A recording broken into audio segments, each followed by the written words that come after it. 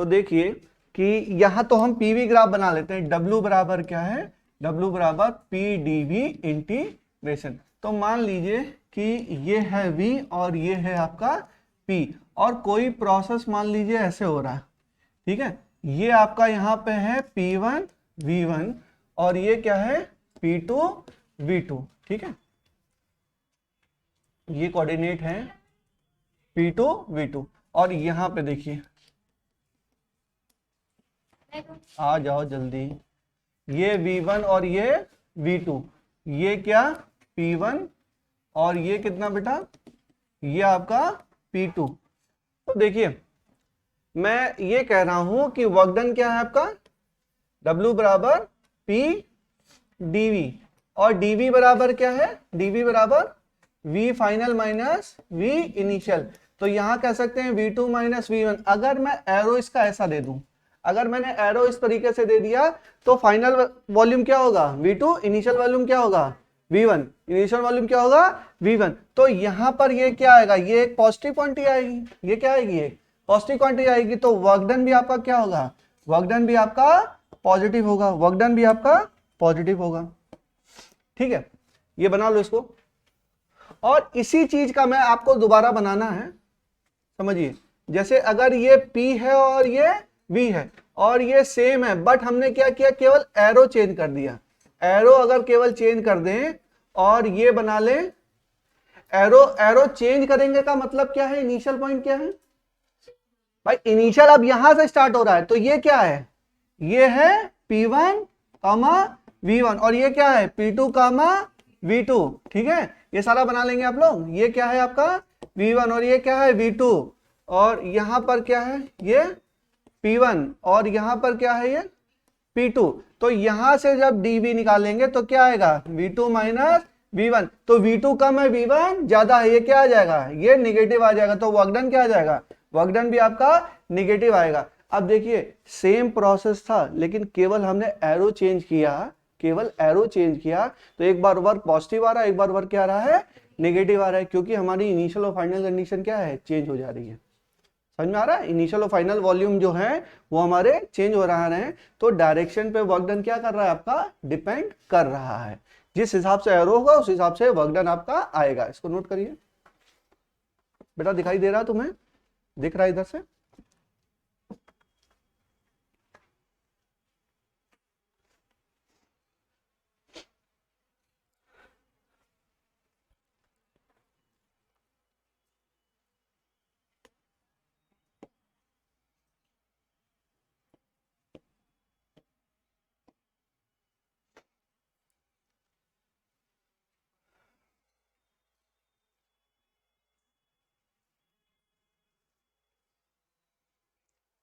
Quasi state बता दी थी मैंने। एक्चुअल में जब वर्क डन कैलकुलेट करते हैं तो होता क्या है, जब पिस्टन मूव करता है तो पिस्टन का वॉल्यूम क्या हो रहा है, चेंज हो रहा होता है। पिस्टन का वॉल्यूम कल पढ़ाया था ना, यहाँ पे होता है पिस्टन लगा होता है और ये क्या होता है, चेंज हो रहा होता है, और डीवी यहीं से तो आता है। तो पिस्टन का वॉल्यूम चेंज हो रहा है तो एक्चुअल में प्रेशर चेंज होना चाहिए, लेकिन प्रेशर चेंज होता नहीं है। किस चीज में कंडीशन में रहता है, मैकेनिकल इक्विलिब्रियम। प्रेशर कब सेम होता है, मैकेनिकल इक्विलिब्रियम में। इक्विलिब्रियम भी नहीं कह सकते, क्या कह देंगे, मैकेनिकल इक्विलिब्रियम। तो उसी स्टेट को क्या बोलते हैं, उस स्टेट को बोलते हैं क्वासी स्टेट, क्वासी स्टेट। क्योंकि जो गैस मॉलिक्यूल हैं they are in the mechanical equilibrium, they are in the mechanical equilibrium. That means the pressure all over the container या पिस्टन क्या होता है, यूनिफॉर्म होता है, कांस्टेंट होता है, मतलब यूनिफॉर्म होता है, ठीक है। चलिए, तो इतना हम लोगों ने समझ लिया था, लिखा भी दिया था, शायद लिखा था क्वासी की वैल्यू, क्वासी की डिफिनेशन लिखाई थी, देखो कहीं लिखाया था, नहीं लिखाया था, लिखाया था ना, हाँ बस ठीक है। ये वर्क डन आपने देखा, एरो के हिसाब से क्या होगा, पॉजिटिव और निगेटिव हो गया। आगे चलें, अब हम लोग को वही पढ़ना है, आइसोबारिक, आइसोथर्मल, आइसोकोरिक, एडियाबैटिक और पॉलीट्रोपिक, ये सारी पढ़ने एक एक करके, ठीक है। प्रोसेस समझ लेना है, प्रोसेस समझ लेंगे तो सवाल हो जाएगा। उसमें फिर वर्क डन निकालना है, स्लोप निकालना है, ग्राफ पढ़ना है, वर्क डन पढ़ना है, इंटरनल एनर्जी पढ़ना है, हीट पढ़ना है, ठीक है। तो सारी चीजें पढ़नी है धीरे एक एक करके, प्रोसेस से चलेंगे, धीरे धीरे समझते चले आएंगे। चलो स्टार्ट करें। रिवाइज करके आए हो कि कल क्लास नहीं थी, रिवीजन नहीं हुआ? नहीं? क्यों अंजलि, नहीं रिवाइज करके आई हो? आई हो? बताओ बेटा इंटरनल एनर्जी का फॉर्मूला बोलो। What is the formula of internal energy? बताओ निशात, बताओ बेटा, पन्ने मत पलटो, फॉर्मूला बताओ। आखिरी में नीरज बताओ, बोलो बोलो। यस सर, नहीं फॉर्मूला बताइए, बताओ साहबान। अरे वाह, देखो देखो कितना डिफिनेशन। चलो डेल्टा यू बताओ। हाँ मोल के लिए बताओ, एन मोल के लिए। हाँ ये देखो, ये होता है स्टूडेंट, किसके लिए पूछ रहे हैं ये बताइए। इसका मतलब उसको सारी स्टेज पता है। हाँ चंदन बताओ। हाँ हाँ बोलो चंदन। खुश हो खुश हो।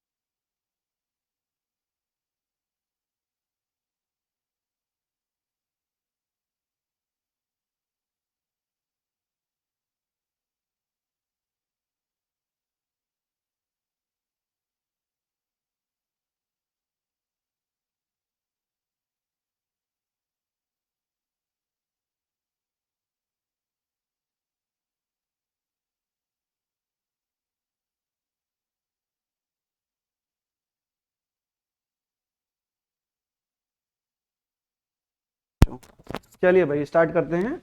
तो हमने ये देखा, बस इतना देखा हमने कि ये वर्क डन हमारा पॉजिटिव आया और इधर हमने चेंज कर दिया तो वर्क डन हमारा नेगेटिव आ गया। थोड़ा इंटरनल एनर्जी के बारे में अगर हमको याद होगा तभी हम कर पाएंगे, इसलिए मैंने आपसे बोला था कि आपको याद करके थोड़ा सा समझ के आना चाहिए था। चलिए कोई बात नहीं, नहीं समझे तो भी कोई दिक्कत नहीं है। आइसोकोरिक प्रोसेस लिखिए, आइसोकोरिक प्रोसेस। आइसोकोरिक प्रोसेस किसको बोलते हैं? इसको हिंदी में बोलते हैं सम आयतनिक प्रोसेस ना। सम आयतनिक, आयतन इसका क्या है? सेम है, कांस्टेंट है, ठीक है। या इसको आइसोमेट्रिक प्रोसेस भी बोलते हैं। मैट्रिक्स जो है, या शब्द किस चीज के लिए यूज होता है बच्चों? 100, हाँ मीट्रिक तो 100 के, लेकिन जैसे मीट्रिक क्यूब वगैरह में होता है ना, तो वॉल्यूम के लिए यूज होता है एक तरीके से। तो इसको क्या बोल सकते हैं? आइसोमेट्रिक प्रोसेस भी बोलते हैं। ध्यान रखिएगा, देखिए ध्यान रखिएगा, आइसोबारिक मतलब बार है प्रेशर, आइसोकोरिक, ठीक है। तो समझ लीजिए कोहरा छाया हुआ है वॉल्यूम में, तो क्या है? आइसोकोरिक या आइसोमेट्रिक, शब्द समझिए। फिर आइसोथर्मल, शब्द से ही पता है, आइसोथर्मल। फिर एडियाबैटिक, एडियाबैटिक का मतलब बताइएगा। एडियाबैटिक वाल्व, हीट का क्या होता है? हीट का ट्रांसफर नहीं होता, तो डेल्टा क्यू क्या हो जाएगा? 0, ठीक है। फिर आगे पढ़ेंगे पॉलीट्रॉपिक वगैरह आगे। ठीक है, तो ये सारी चीजें क्लियर, नाम ही नहीं क्लियर है तो फिर आगे कैसे होगा। तो आइसोकोरिक का मतलब क्या है, आइसोकोरिक का मतलब है क्या, वॉल्यूम आपका कांस्टेंट है, या इसी को बोलते हैं आइसोमेट्रिक। अब ये नहीं कहेंगे सर आइसोमेट्रिक तो आपने पढ़ाया नहीं, आइसोकोरिक को ही आइसोमेट्रिक बोलते हैं, लिख लो आइसोकोरिक, इसको आइसोमेट्रिक भी बोलते हैं, आइसोमेट्रिक, ठीक है, आइसोमेट्रिक प्रोसेस, आइसोमेट्रिक प्रोसेस। तो बिल्कुल बेसिक से चलेंगे। देखिए आइडियल गैस इक्वेशन तो हम हर बार हमेशा लगा सकते हैं, पीवी बराबर एनआरटी, यहां पे वॉल्यूम क्या है आपका कांस्टेंट,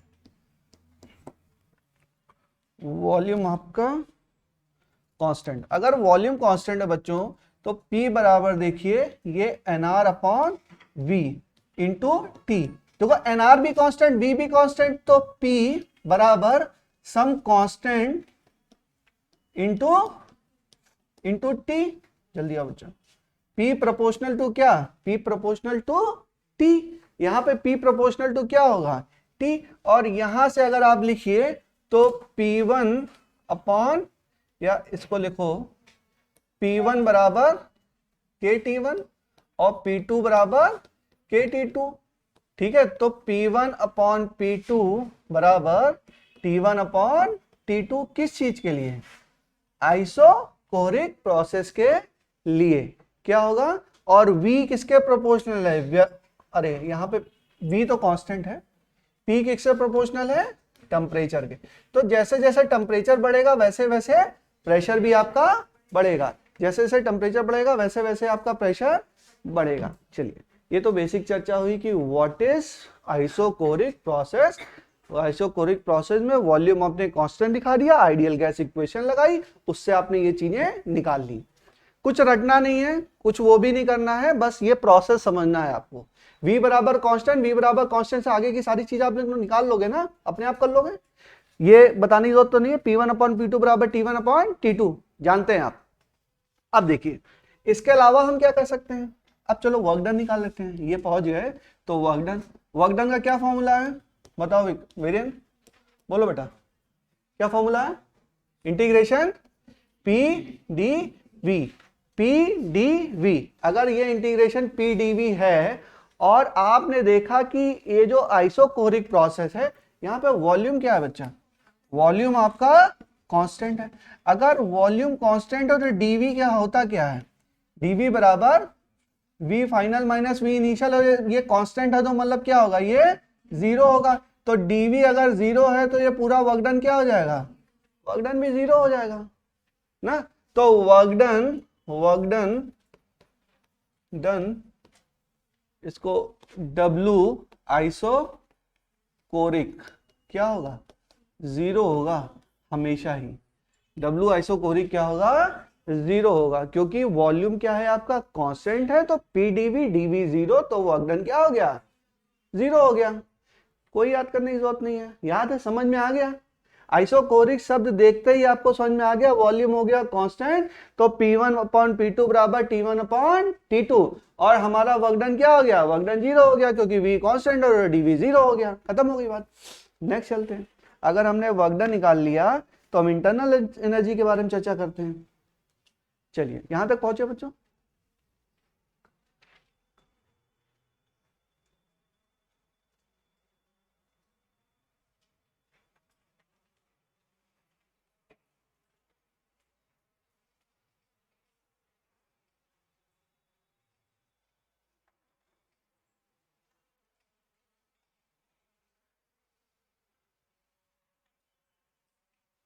करते चलो, साथ में करते चलो, लिखो मत, समझते चलो ना।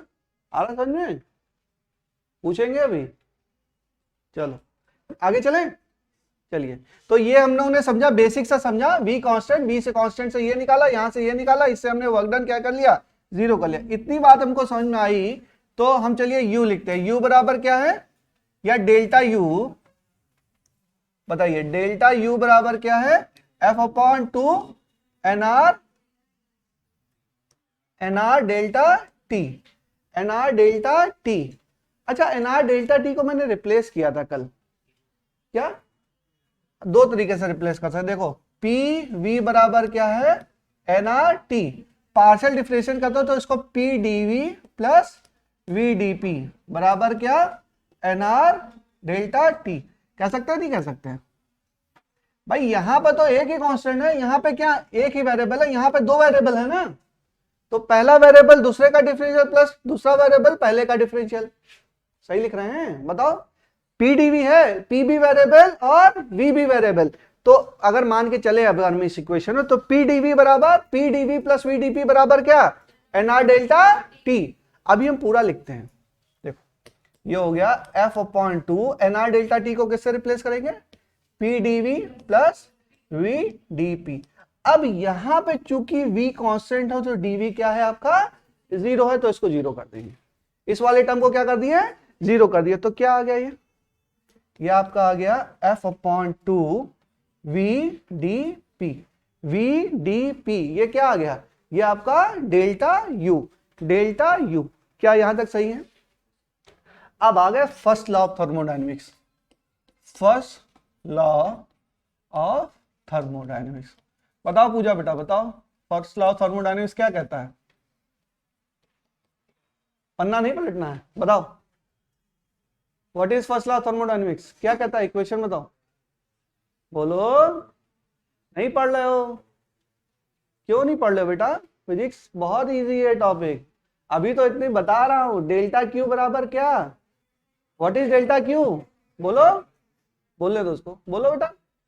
डेल्टा क्यू बराबर क्या, डेल्टा क्यू बराबर या डी क्यू बराबर D you plus D W. कुछ लोग तो छोड़ ही दिए हो फिजिक्स की, नहीं हो पाएगा ना, क्यों नहीं हो पाएगा, क्या कठिन है, कठिन है क्या, इतनी देर से तो पढ़ा रहा हूं। डी क्यू बराबर क्या है, D W plus D you plus D W. जो कठिन था वहां से तो हम लोग निकल आए, मैकेनिक्स पार मतलब कि आधा रास्ता पार।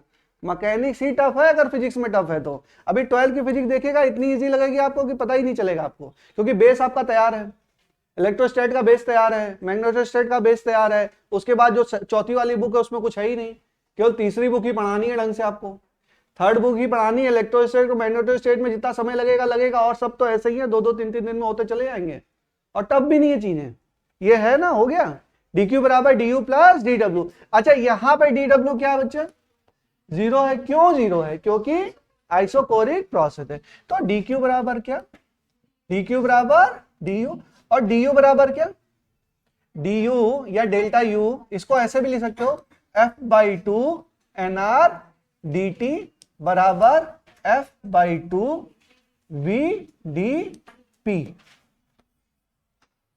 तो जो हीट आप देंगे सिस्टम में जो हीट ये dq है, ये हीट क्या करेगी, इसके चेंज इन इंटरनल एनर्जी ही होगा। इसमें जो हीट है सारी हीट किसमें यूज हो रही है, चेंज इन इंटरनल एनर्जी में, क्योंकि वॉल्यूम क्या है, वॉल्यूम इसका कांस्टेंट है, तो कोई भी वर्क आपका नहीं होगा। जो work done by the gas या work done by system on the surrounding क्या होगा, 0 होगा।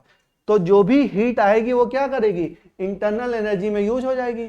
इंटरनल एनर्जी में तो डी क्यू बराबर क्या है, डी यू। अब कुछ भी पूछ सकता है, find out the change in internal energy, find out the heat, change in heat पूछ सकता है। एफ दिया हो, एनआर दिया हो, डेल्टा टी दिया हो, कुछ भी दिया हो, कहीं से भी दिया हो, तो आपको निकालना आना चाहिए। एन क्या है यहाँ पे बताओ साक्षी, एन क्या है, small n number of moles कितना होगा, आइसोकोरिक प्रोसेस के लिए नंबर ऑफ मोल्स कितना होगा, मोनोएटॉमिक गैस के लिए नंबर ऑफ मोल्स कितने होंगे, बताने दो उसको। Number of moles for monoatomic gas कितने होंगे, 5। नंबर ऑफ मोल्स तो डिफाइन ही नहीं है बेटा, नंबर ऑफ मोल जितनी गैस का नंबर ऑफ मोल होगा उतना होगा। क्यों कंफ्यूजन, यही तो कंफ्यूजन है। डिग्री ऑफ फ्रीडम कितना होगा बताओ बेटा, पॉली एटॉमिक गैस के लिए डिग्री ऑफ फ्रीडम क्या होगा, 6 होगा। चलो कंफ्यूज मत हो ना, स्मॉल एन इतना डिटेल बताए तब भी कंफ्यूज हो रहे हो। चलिए ये हो गया बच्चों VdP, देखो देख लू मैं, हाँ ठीक है। तो इसका मतलब क्या है, इसका मतलब है कि dq बराबर क्या है, dq बराबर du के है, क्योंकि dw क्या है आपका, dw आपका 0 है। तो लिखो heat gain by system, heat gained by the system is equal to change in internal energy of system. Heat gained by system equal to change in internal energy of system. Change in internal energy of system.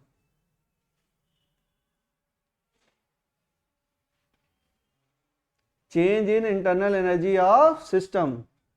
ठीक है, चलिए तो PV graph बना। अब इतना काम होगा, क्या क्या हम लोग ने किया, वी कांस्टेंट मान लिया, एक नॉर्मल वाला फॉर्मूला लिख लिया, उसके बाद क्या किया हमने, वर्क डन निकाल लिया, किस चीज का फॉर्मूला का यूज करके, वही पीडीपी, हाँ पीडीवी का यूज करके। उसके बाद क्या किया हमने, इंटरनल एनर्जी का फॉर्मूला निकाला, इंटरनल एनर्जी निकाली, उसके बाद क्या किया, फर्स्ट लॉ ऑफ थर्मोडायनेमिक्स लगा दिया। इतनी सारी चीजें हम लोग ने कर ली। अब क्या बचा हमारे पास, ग्राफ। ग्राफ के बारे में समझ ले, ग्राफ निकालेंगे फिर ग्राफ में ही स्लोप निकालेंगे, बस चीजें कंप्लीट हो जाएंगी। देखो अब इतना हमारे पास हो गया, तो हाँ तो हम क्या करें, हाँ पीवी ग्राफ निकालते हैं। तो पी बराबर क्या है, एन आर टी। तो पी बराबर n R upon V into T, P बराबर कांस्टेंट इंटू टी। तो हम कहते ये हैं कि मान लीजिए कि ये है P और ये है V, ये है P और ये है V। तो वॉल्यूम क्या है, वॉल्यूम आपका कांस्टेंट है। भाई हम किसकी बात कर रहे हैं, आइसोकोरिक की बात कर रहे हैं। आइसोकोरिक में वॉल्यूम क्या है आपका, कांस्टेंट है, और प्रेशर किसके प्रोपोर्शनल है, टेम्परेचर के प्रोपोर्शनल है।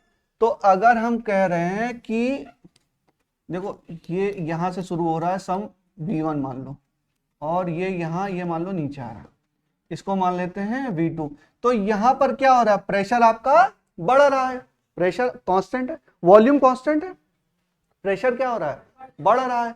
तो प्रेशर बढ़ेगा तो टेम्परेचर बढ़ेगा। तो इसको बोलते हैं आइसोकोरिक हीटिंग। क्या बोलते हैं, आइसोकोरिक हीटिंग। सब समझिए, यहां पर क्या हो रहा है, प्रेशर आपका, भाई वॉल्यूम तो कांस्टेंट है, प्रेशर आपका कम हो रहा है, प्रेशर कम हो रहा है तो टेम्परेचर आपका कम होगा, क्योंकि P प्रोपोर्शनल टू T। इसको बोलेंगे आइसोकोरिक कूलिंग, आइसोकोरिक कूलिंग। समझते चलिएगा, कुछ मुझे रटना नहीं है। आइसोकोरिक हीटिंग और ये आइसोकोरिक कूलिंग, समझ में आ गया। लिख लो, ये जो ग्राफ है वो क्या है, आइसोकोरिक हीटिंग ना, और ये क्या है, आइसोकोरिक कूलिंग। अब चार ग्राफ दे देगा, बताओ आइसोकोरिक हीटिंग कहां हो रही है, एडियाबैटिक हीटिंग कहां हो रही है, आइसोकोरिक कूलिंग कहां हो रही है। तो समझ में आना चाहिए ना। यहाँ पे आइसोकोरिक कब होगा, जब वॉल्यूम आपका कांस्टेंट होगा ना, और वहां पे देख रहे हैं प्रेशर बढ़ रहा है, टेम्परेचर बढ़ रहा है, तो बोल देंगे इस ग्राफ में आइसोकोरिक हीटिंग हो रही है। एनालाइज कर पाओगे अपने आप, भाई ये तो एक तरीका है, बहुत सारे तरीके हो सकते हैं, ग्राफ मल्टीपल टाइप के होते हैं, आपको ग्राफ की एनालिसिस करना आना चाहिए। चलिए एक और करते हैं। तो इसको लिख लो, ये मान लीजिए A से B जा रहा है और ये C से D। तो A से B में क्या हो रहा है, ऐसे लिख लो, A से B में क्या हो रहा है, आइसोकोरिक हीटिंग हो रही है, और C से D में क्या हो रहा है, आइसोकोरिक कूलिंग हो रही है। यहां तक पहुंचिए।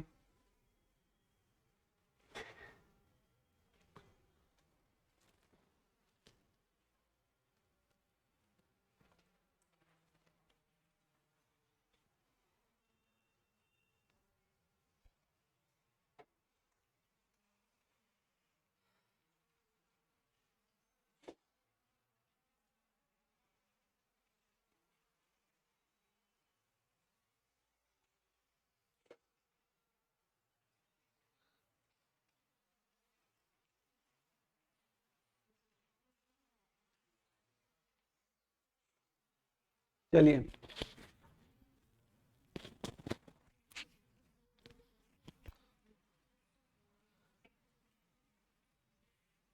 जितना नोट्स में पढ़ा रहे हैं उतना तैयार करते चलो।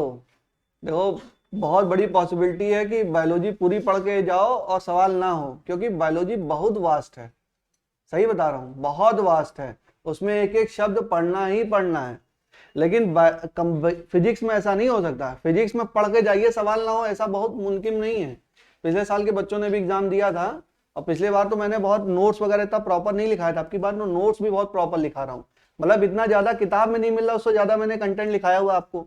आप उतना पढ़ के चले जाइए, सवाल छूटने का सवाल ही नहीं उठ सकता है, बिल्कुल सवाल नहीं छूटेगा, क्योंकि कॉन्सेप्ट वही है, लिमिटेड कॉन्सेप्ट है, कॉन्सेप्ट कहां से बदल जाएगा, सवाल भी नहीं बदल सकते हैं, डेटा बदलते हैं, उठा के इधर कर देंगे उधर कर देंगे, जितने तरह के सवाल बन सकते हैं हम लोग खुद ही डिस्कस कर ले रहे हैं, उससे ज्यादा बन ही नहीं सकता, कहां से बना देगा। अच्छा, बहुत रैंडम टॉपिक कहीं से 20 से उठा के दे ही नहीं सकता है, बहुत दूर तक थोड़ा ना चला जाएगा। लेकिन बायो वगैरह के टॉपिक में क्या होता है, आपको एनसीईआरटी पढ़नी है तो पूरी पढ़नी है, एनसीईआरटी बहुत वास्ट है बेटा, तो पढ़नी ही है आपको, तो वो हो सकता, लेकिन ऐसा फिजिक्स आपको धोखा नहीं देगी, फिजिक्स आप पढ़ोगे तो सवाल बनेगा ही बनेगा, ऐसा है ही नहीं।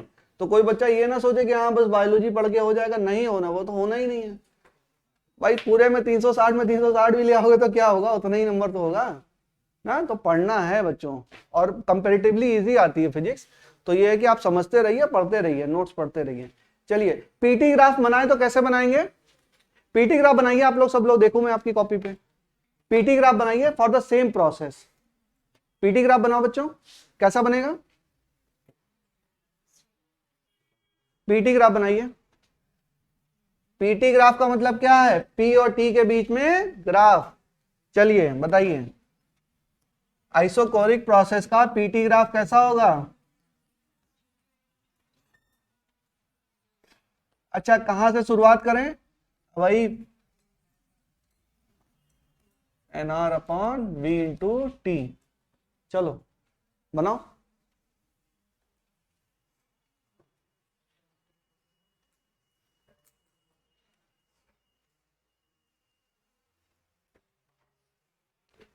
बन गया, दिखाओ जैसा ऊपर करके, तुम्हारी कॉपी में दिख नहीं रहा है, स्ट्रेट लाइन बनेगा। दो प्रोसेस के लिए बनाओ, दो प्रोसेस, जैसे ए बी और सी डी बनाया था ना, तो दो अलग अलग स्लोप पे बनाओ। हाँ जैसे, अच्छा चलो मैं बना देता हूं, छोड़ो, ये जैसे है, आपको ये तो समझ में आया कि ये पी वी क्या है, कांस्टेंट है, तो P बराबर NR upon V into T, तो ये Y बराबर M इंटू एक्स का टर्म है, इधर Y और इधर X, यानी कि it's a straight line passing through origin, यही तो होगा, ऐसा ही ग्राफ होगा। तो कुछ एग्जैक्टली यहां से पास करती नहीं है, थोड़ा डॉटेड बना दो, ये ऐसे हो गया और ये ऐसे हो गया। अब इसको मैंने बोल दिया AB और इसको मैंने बोल दिया CD।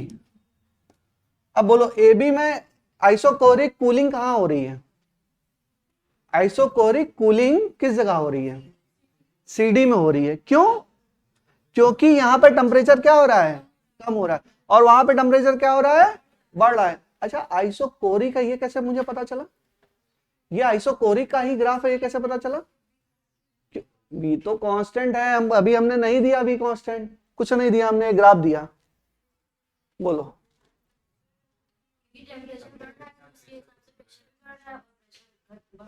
हाँ तो उससे ये कहां समझ में आया कि वॉल्यूम कांस्टेंट है,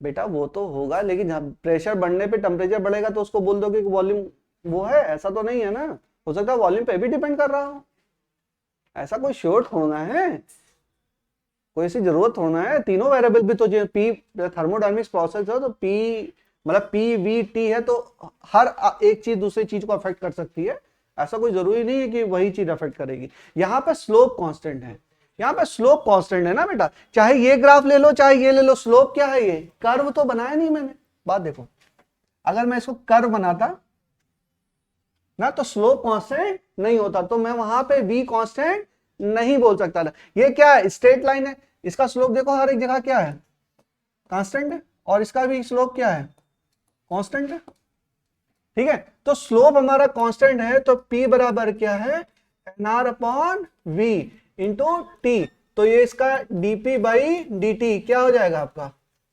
मतलब इसका स्लोप क्या हो जाएगा आपका, NR अपॉन v, तो आपका स्लोप यहां पर हो गया कांस्टेंट, इसका मतलब क्या हो गया, ये आइसोकोरिक प्रोसेस। अब कौन सा वॉल्यूम ज्यादा होगा, नीचे वाला वॉल्यूम, देखो नीचे आ रहा है ना, ये डिवीजन में आ रहा है, तो नीचे का वॉल्यूम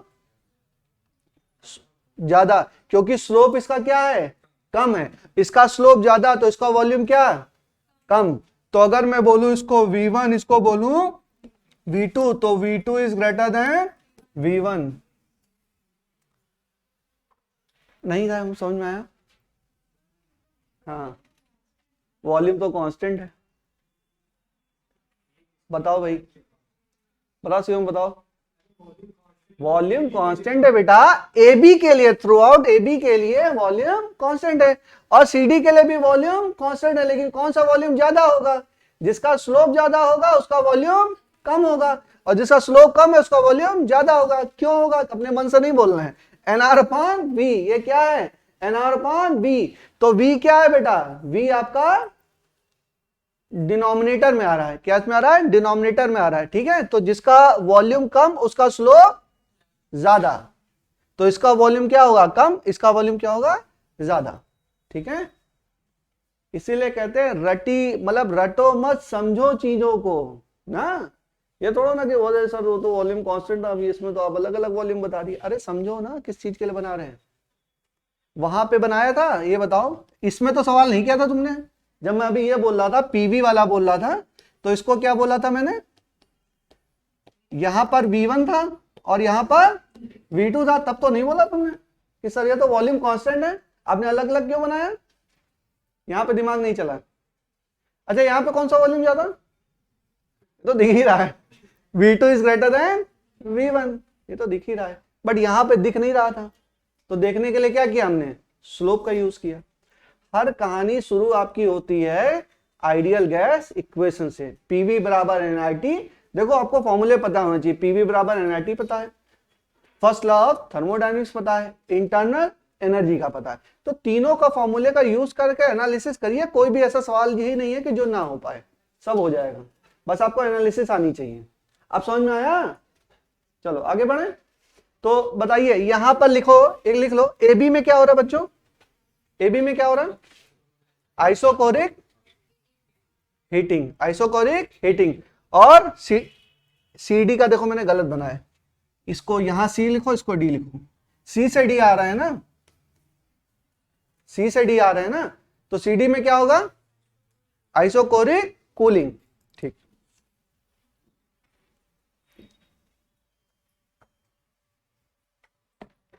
चलिए और आगे चलते हैं।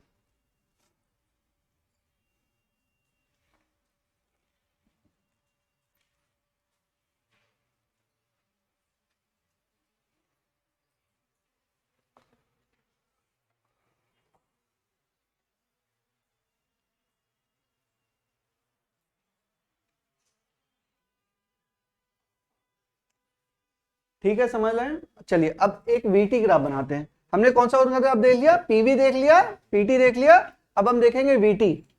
वीटी ग्राफ देखते हैं, चलो।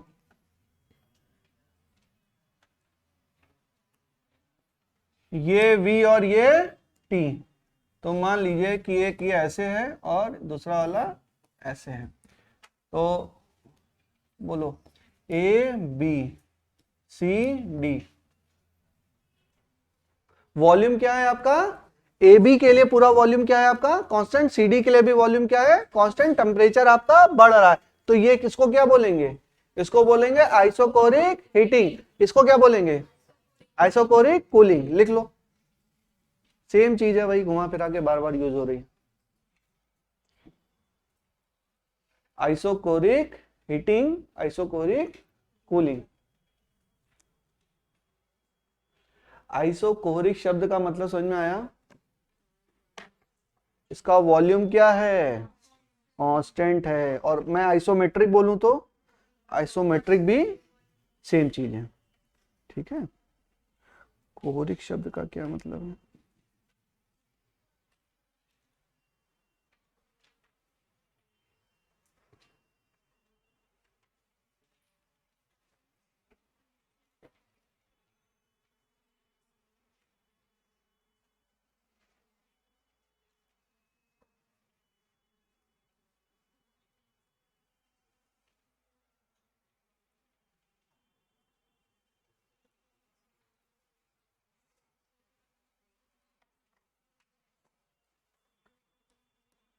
देखो आइसो का मतलब है कांस्टेंट और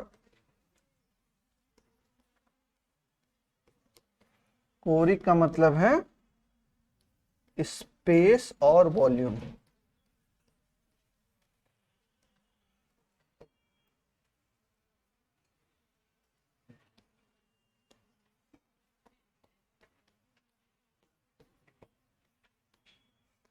ये बेटा ग्रीक वर्ड है आइसो। आइसो का मतलब क्या होता है? कांस्टेंट। और कोरी का क्या मतलब है? स्पेस या वॉल्यूम।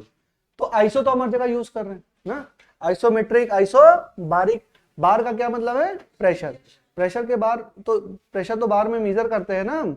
तो वो तो अपने आप से समझ में आ गया कि क्या है आइसो मतलब कांस्टेंट और बार मतलब प्रेशर। तो क्या हो गया? Constant pressure. समझ में आ गया एग्जैक्टली।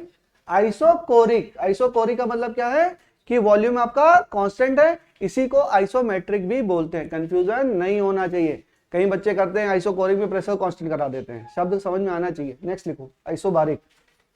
Isobaric, isobaric.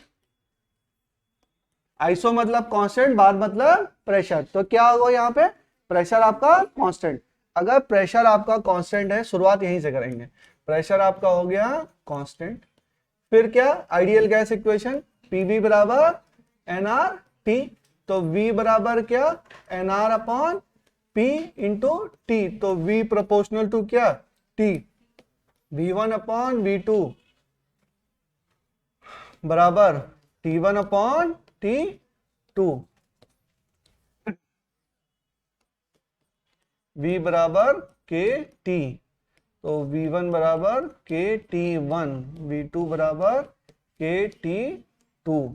तो वॉल्यूम है प्रोपोर्शनल किसके? टेम्परेचर के प्रोपोर्शनल है। ठीक है, तो बेसिक ये हमको समझ में आ गया। और देखते हैं।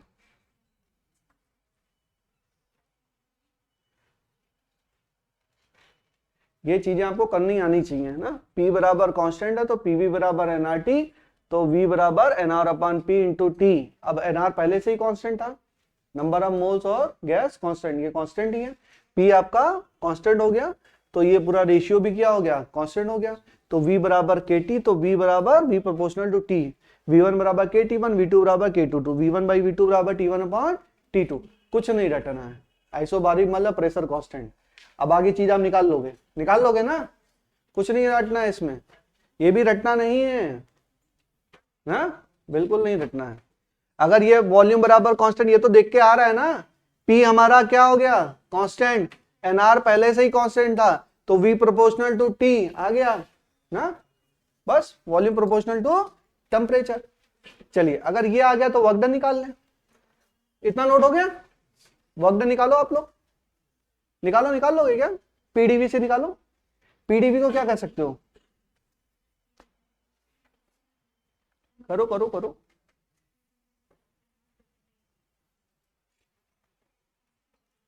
चलिए करते हैं, वर्क डन निकालते हैं। वर्क डन W बराबर अंडर रूट पी डीवी। अच्छा, फिर आइडियल गैस इक्वेशन। ये बहुत काम की इक्वेशन, हर जगह काम आती है। P dV plus V d P बराबर क्या? N R D T. और यहां पे क्या? जीरो। प्रेशर जीरो तो बेटा डेल्टा पी क्या हो जाएगा? डीपी जीरो हो जाएगा। तो पी डीवी बराबर क्या? पी डीवी बराबर एन आर डी टी। तो मैं कह सकता हूं कि वर्क डन किसके बराबर है? या मैं बोल दूं पी डीवी या मैं बोल दूं एन आर डी टी। दोनों ही चीजें बोल सकता हूं ना। बताइए। पी डीवी बराबर एन आर डी टी। ठीक है, इसी को dt, अगर एन आर क्या है? एन और आर क्या है? कांस्टेंट है। और इंटीग्रेशन dt क्या हो जाएगा? Delta T. तो इसी को क्या बोल सकता हूं? इसी को बोलता था एन आर डेल्टा टी। ये क्या है? वर्क डन है। किस में? आइसोबारिक प्रोसेस में।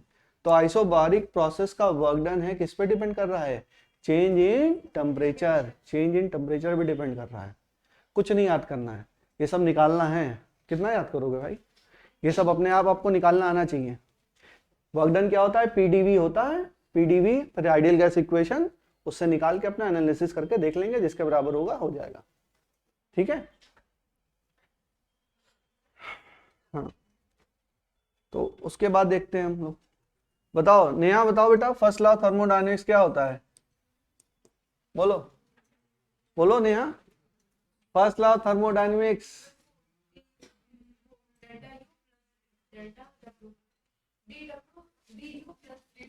D you plus D W. तो बताओ फिर इतना घबरा क्यों रही हो?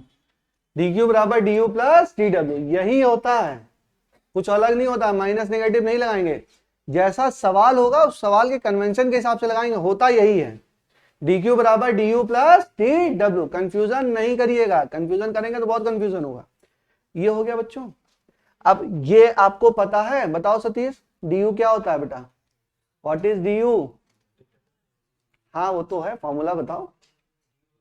हाँ अभी बताया था ना, सहवान ने बताया था अभी। हाँ NRDT, ठीक है, चलो लिख दे। ये हो गया बच्चों, ये हो गया। तो चलो लिखते हैं इसको। ये क्या हमने निकाला, देखो इस ये क्या है, F/2 NRDT प्लस ये क्या है, ये भी तो NRDT है, DW भी तो अभी NRDT निकाल लिया हमने।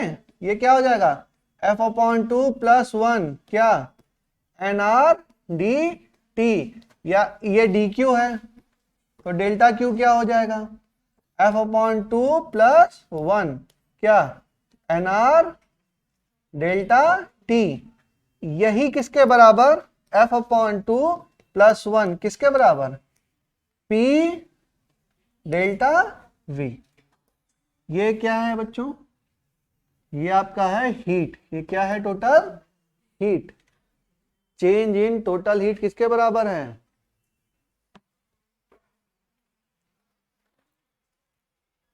चाहे आप NR डेल्टा T बोलिए, चाहे आप P डेल्टा V बोलिए।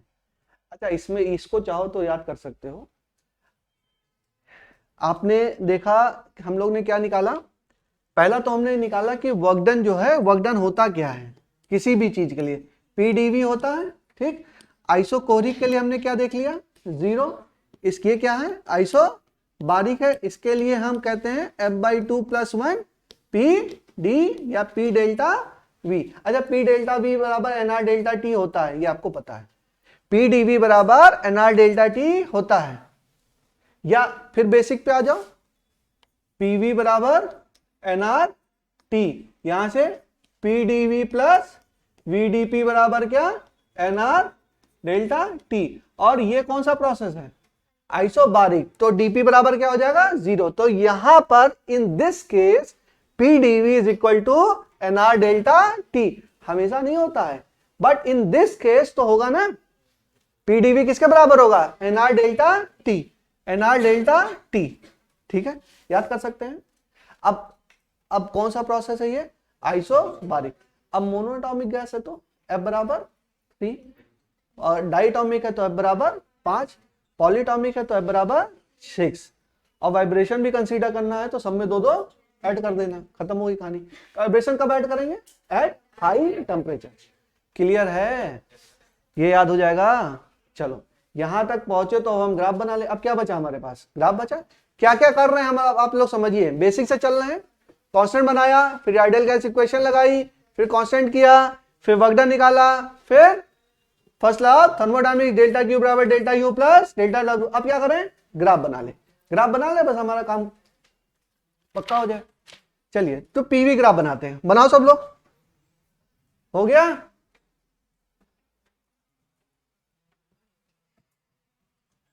गौरव बनाओ बेटा, PV ग्राफ बनाओ इसका। PV ग्राफ बनाइए, TV ग्राफ बनाइए। PV PV P और V, P और V। अच्छा प्रेशर तो कांस्टेंट है, प्रेशर क्या है यहाँ पे, कांस्टेंट है। तो मैंने कहा चलो एक ग्राफ ये है और एक ग्राफ ये है। यहां पर P1 और ये P2, कौन सा बड़ा, P2 ऑब्वियसली बड़ा, P2 is greater then P1। यहां पर वॉल्यूम क्या हो रहा है, वॉल्यूम आपका बढ़ रहा है।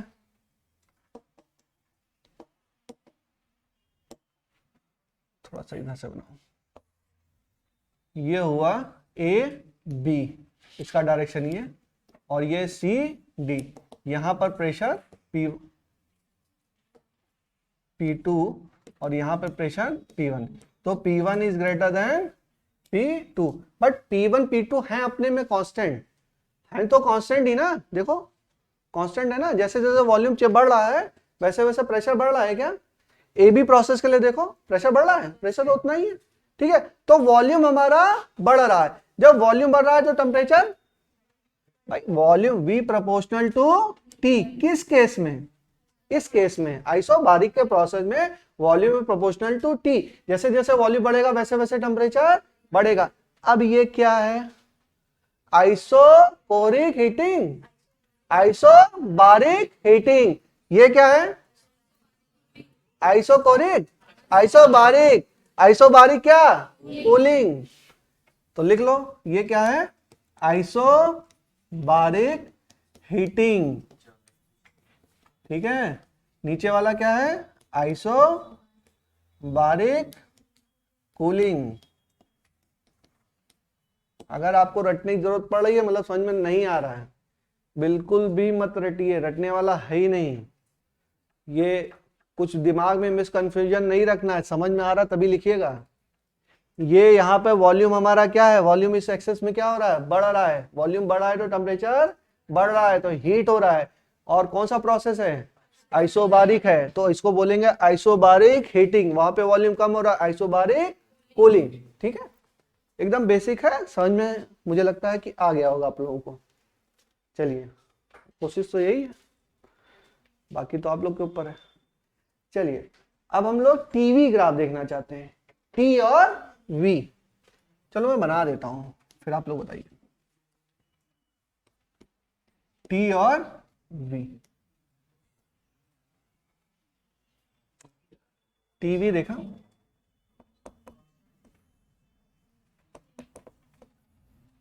ये हो गया ए और ये हो गया बी, ये हो गया सी और ये हो गया डी।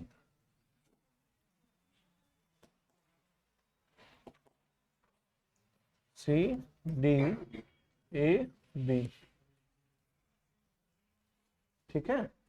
और यहां पर प्रेशर है P1 और इसमें प्रेशर है P2। चलिए बताइए किस में हीटिंग हो रही है, किस में कूलिंग हो रही है, और किसका प्रेशर ज्यादा, प्रेशर किसका ज्यादा, P1 का प्रेशर ज्यादा। चलो बताओ अंजलि क्यों ज्यादा,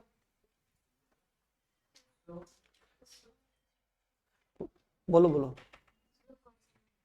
स्लोप कांस्टेंट, आगे स्लोप कांस्टेंट है, स्लोप कांस्टेंट तो दोनों के लिए है, इसके लिए भी कांस्टेंट है, इसके लिए भी कांस्टेंट है। ये चला गया 9 10 11 12 खत्म, कोई भी जवाब दो उसका सही वो हो जाए ना, रैंडम नहीं। I want reasoning. कॉलेज पहुंचना फिर ये जवाब देने लगना, कॉलेज में भी कोई दिक्कत नहीं है, लेकिन कोचिंग में नहीं बच्चा। बताया ना ये दौर है पढ़ने का, यही पढ़ने का दौर है। बताओ बताओ, मैं सवाल दूं बताना है। कांस्टेंट है, आगे बताओ, बोलो पीछे से कौन बताएगा, चेहरा मत छुपाओ, बताओ साक्षी बताओ बेटा, क्यों P1 क्यों ज्यादा, V प्रोपोर्शनल टू T है। रुको लिखने दो मुझे, V प्रोपोर्शनल टू T है, आगे बताओ। P1 इंक्रीज करेगा तो वॉल्यूम इंक्रीज करेगा। अभी मुझे समझ में नहीं आया, हाँ टेम्परेचर होगा वहां पे, आगे बताओ।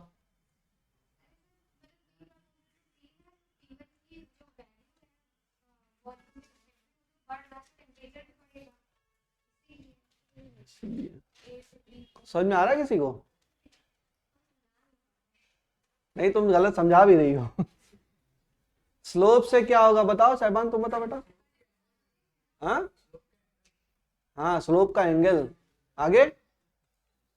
अच्छा स्लोप निकालो तो what is the slope of this curve, चलो निकाल के मुझे बताओ what is the slope of this curve.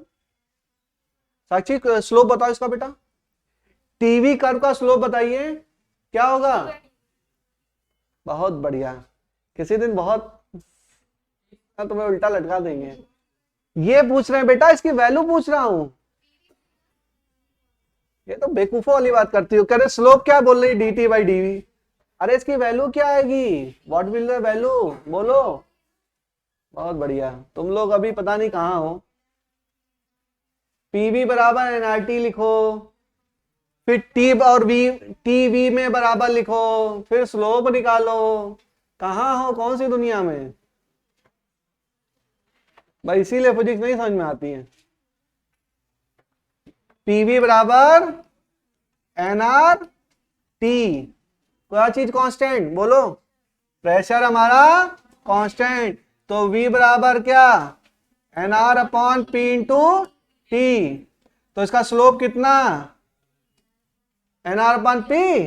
अरे एन आर अपॉन पी तो होगा VT का। ये y बराबर क्या है, mx, तो y एक्सेस पे क्या है v, यहां पे y एक्सेस पे v है, क्या है t, तो उसके टर्म में लिखो तो पहले। तो t बराबर क्या, p upon n R into V. तो ये क्या आ गया, y बराबर mx का टर्म आ गया। अब y एक्सेस पे क्या है, टेम्परेचर, x एक्सेस पे क्या है, वॉल्यूम, वोल्टेज तो नहीं है, वॉल्यूम ही है। हाँ, और स्लोप क्या है बेटा, ध्यान से समझो, p अपॉन एन आर। तो ये जो हमारा टीवी ग्राफ है, इसका जो ये बना हुआ है, ठीक है, ये प्रोसेस है, इसमें किसका स्लोप ज्यादा है, ए बी वाले का स्लोप ज्यादा है, सी डी का स्लोप ज्यादा है। कौन बोल रहा सी डी का ज्यादा है, ए बी। अरे स्लोप भी देखना बताऊं, ये देखो कौन सा एंगल ज्यादा बेटा, ये वाला कि ये वाला, इसका ज्यादा, तो इसका स्लोप ज्यादा। और स्लोप इज प्रोपोर्शनल टू किसके, प्रेशर के। तो इसका प्रेशर ज्यादा, इसका प्रेशर कम। समझ में आया, इसका प्रेशर ज्यादा, इसका प्रेशर कम। अब यहां पर टेम्परेचर क्या हो रहा है, बढ़ रहा है, तो ये क्या है, आइसोबारिक हीटिंग। और यहां पर टेम्परेचर क्या हो रहा है, कम हो रहा है। भाई यहां पर टेम्परेचर इस जगह पे क्या था, कुछ ये टेम्परेचर देखो, कम होते होते कम हो गया, टेम्परेचर क्या हो गया, कम हो गया। टेम्परेचर कम हो गया, कांस्टेंट प्रेशर पे, भाई स्लोप तो कांस्टेंट है, तो प्रेशर क्या है आपका, कांस्टेंट है। तो आइसोबारिक कूलिंग, ये है आइसोबारिक कूलिंग, ये है आइसोबारिक हीटिंग। प्रेशर किसका ज्यादा है, P1 is greater then P2। अब आया समझ में, कुछ भी कहीं से कैसे भी नहीं निकाल देना है, एग्जैक्ट रीजनिंग आपको समझ में आनी चाहिए। P1 is greater then P2। चलिए ठीक है,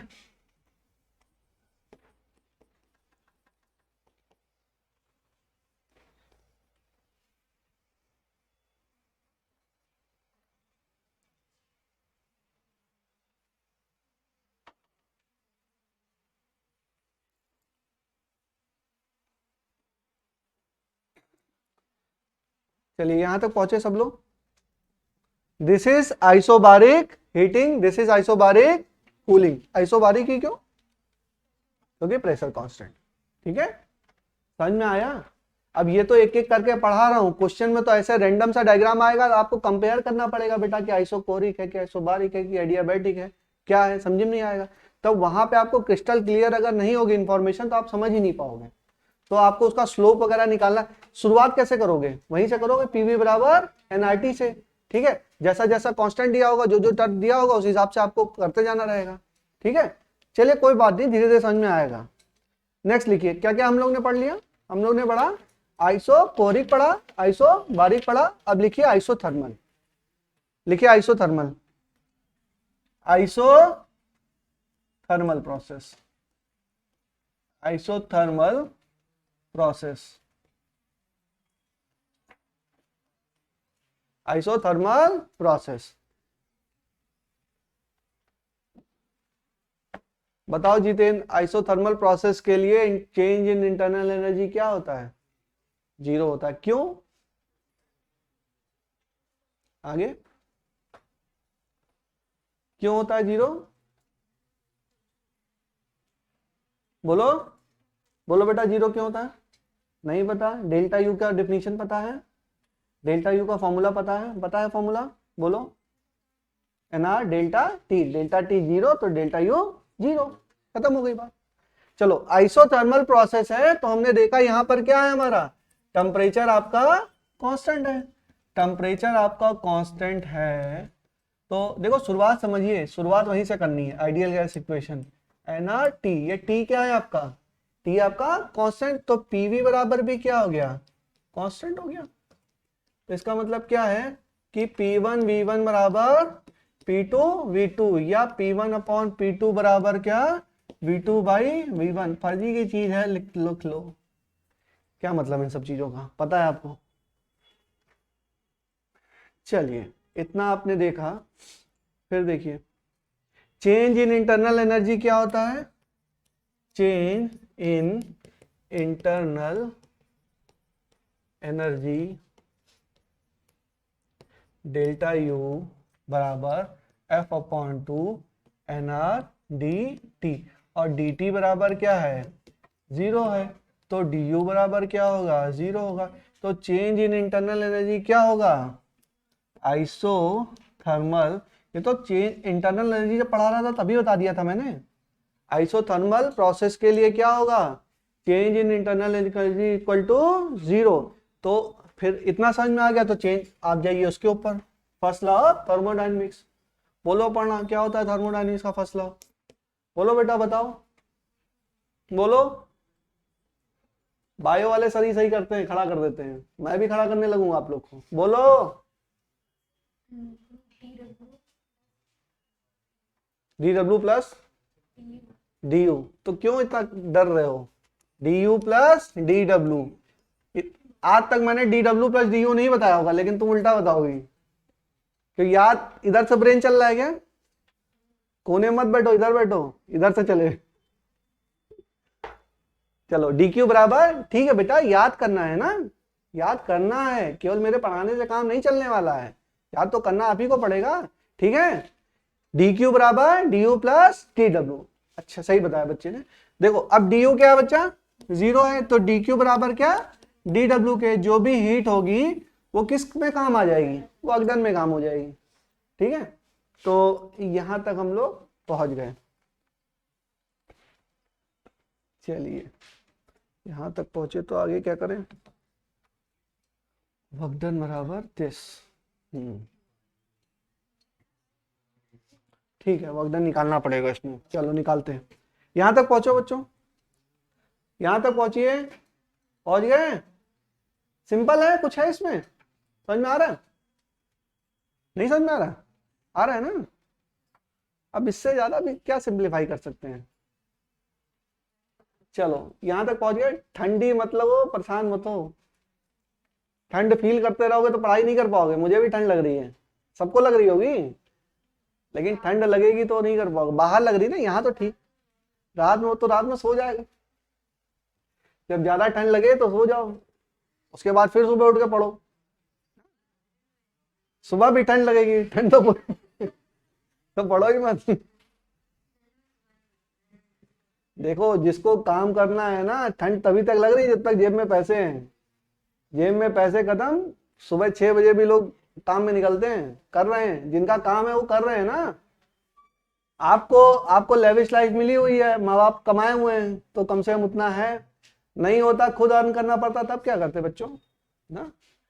आपका जो फैमिली स्टेटस है या जो भी है वो, उसके लिए आप जिम्मेदार नहीं हो, लेकिन आपकी कमिंग लाइफ के लिए तो आप जिम्मेदार हो, उसके लिए तो कमिंग लाइफ के लिए तो आप ही को वर्क करना है। तो जो मिला है बहुत मिला है, कम नहीं है।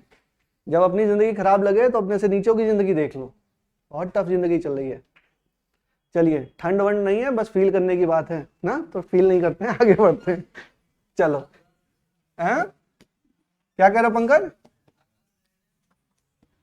आकाश क्या कह रहा है, क्या बोल रहा है ये, अच्छा चलो कोई बात नहीं। तो dq बराबर क्या है हमने देखा, अच्छा चलो इसको निकालेंगे, फॉर्मूला डेवलप करेंगे ना, कोशिश करते हैं। चलो हमने देखा w बराबर क्या है p dv, बातें नहीं करो बच्चों, अरे बस हो गया 2 मिनट का मजाक, ठीक है उससे ज्यादा नहीं। pv बराबर क्या है nRT, उसके बाद क्या p dv plus v dp बराबर क्या NR delta T, NR delta T। यहां तक हम लोग पहुंचे तो हम लोग लिख सकते हैं, हाँ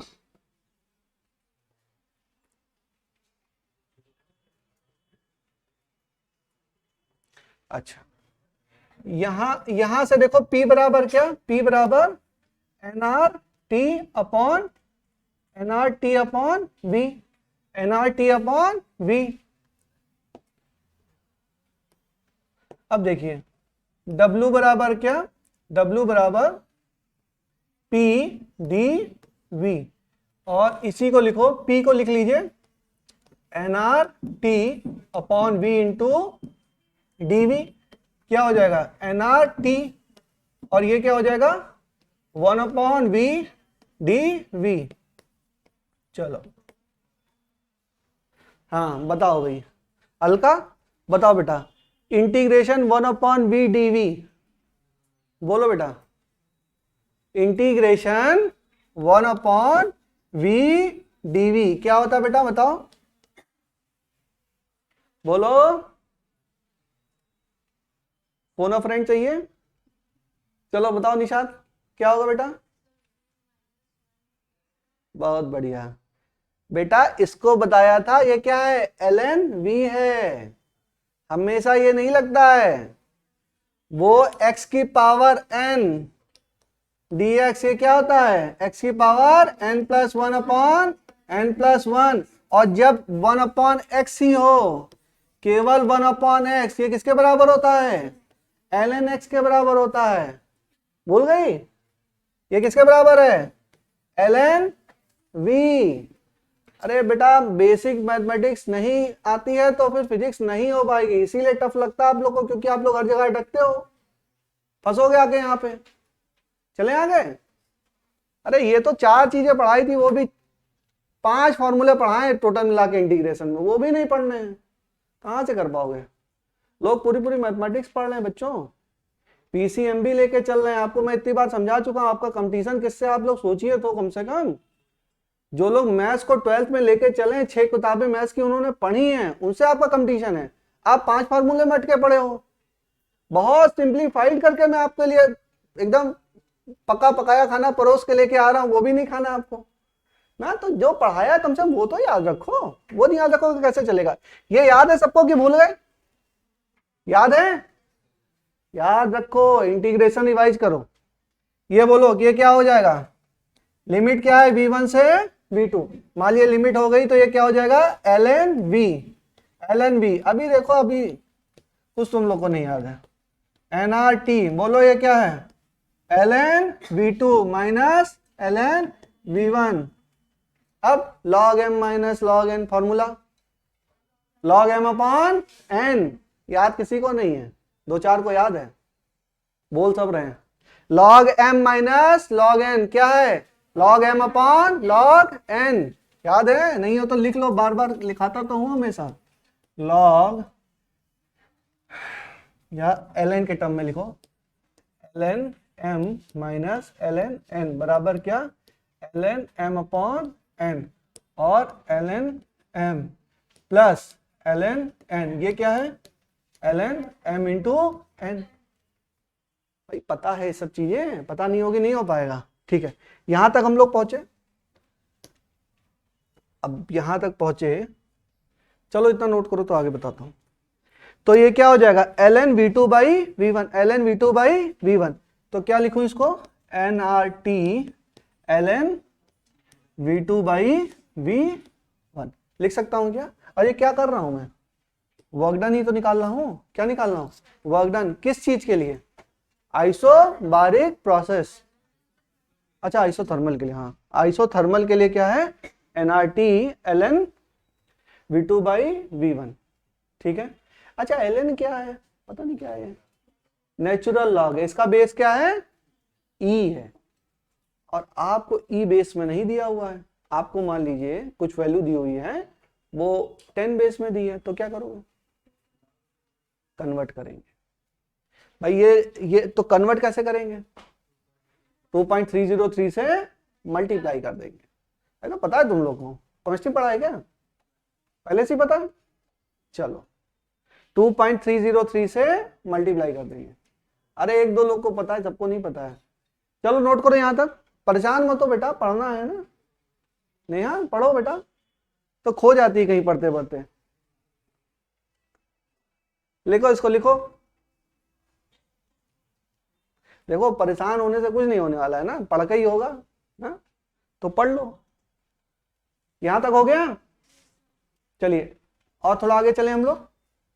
अब देखिए ये फॉर्मूला सबको पता चल गया, W बराबर NRT ln V2 by V1। अच्छा प्रेशर के टर्म में आ जाए तो V2 बाई V1 को क्या बोला था मैंने अभी, P1 बाई P2, तो V2 बाई V1 की जगह P1 बाई P2 रख दो, रख सकते हैं।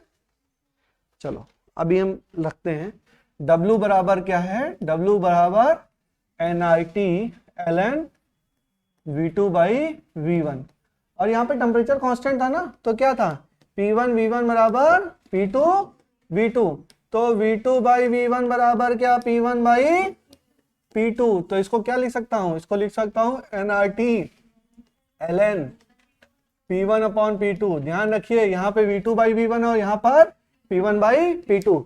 अब ये तो लॉग में है ना, तो क्या लिख सकते हैं इसको, W बराबर 2.303 NRT ln V2 by V1। ठीक है, हाँ log log log 10 V2 by V1 या 2.303 NRT log base 10 P1 upon P2, P1 upon P2।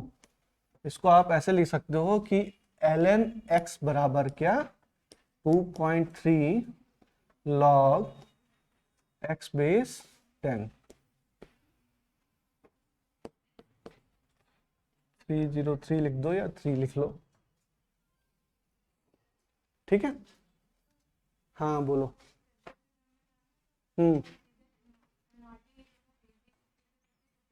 NRT की जगह कहाँ PV लिख लेते हैं, हाँ सही है सही है बेटा।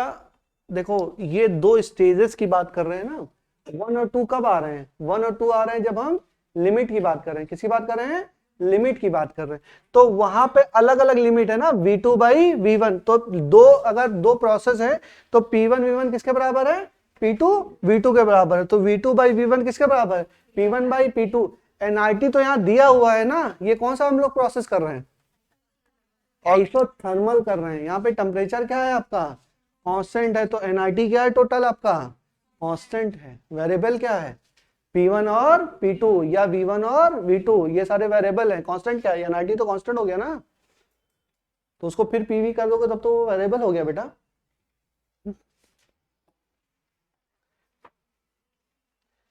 चलो इतना हो गया हम लोगों से। अच्छा ये यहाँ पे डेल्टा U क्या है, डेल्टा U 0। तो जो आपने वर्क डन निकाला वही क्या है आपका, Q भी है, ठीक है, लिख लो इसी में। डेल्टा Q dQ बात एक ही है ना, तो यही आपका हीट भी है। हो गया, यहां तक पहुंचे सब लोग।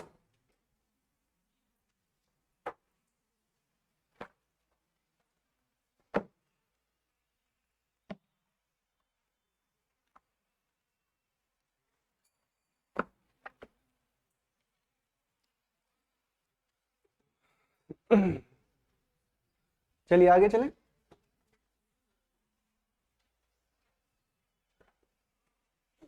अब जनवरी से आप लोग का टॉपिक टेस्ट के साथ एक रिवीजन टेस्ट भी जोड़ के टेस्ट होगा, ठीक है। पीछे का भी रिवाइज करना स्टार्ट करा देते हैं, थोड़ा थोड़ा रिवाइज करते रहो। कर रहे हैं, जरूरी है भाई, करना ही है, सब करेंगे। ठंडी वंडी मत महसूस करिए, जनवरी बहुत अच्छे से पढ़िए। जनवरी और फरवरी बहुत, जितना तेजी से आगे बढ़ोगे बेटा बाद में उतना ही बर्डन कम होगा, नहीं तो बाद में बहुत परेशानी होगी। एक्स्ट्रा क्लासेस वगैरह लगेंगी हर सब्जेक्ट की, तो करना है। चलो आगे चलते हैं। तो यहां पे हमने क्या देखा, पीवी बराबर कांस्टेंट, पीवी बराबर कांस्टेंट, पीवी बराबर क्या है आपका, कांस्टेंट है। बोल तो ऐसे नहीं सब समझ में आ रहा है। P बराबर K अपॉन V, यानी कि P प्रोपोर्शनल टू क्या है बेटा, 1 अपॉन V। आ रहा है सब समझ में। चलो इसका ग्राफ बताओ, बताओ जल्दी क्या ग्राफ होगा, बोलो बोलो, कैसा ग्राफ होगा, straight line, parabola, hyperbola, circle, कैसा होगा बताओ। अरे होगा, दिखने में कैसा लगेगा, कैसा बना दूं बताओ, चेहरा बनाओ उसका।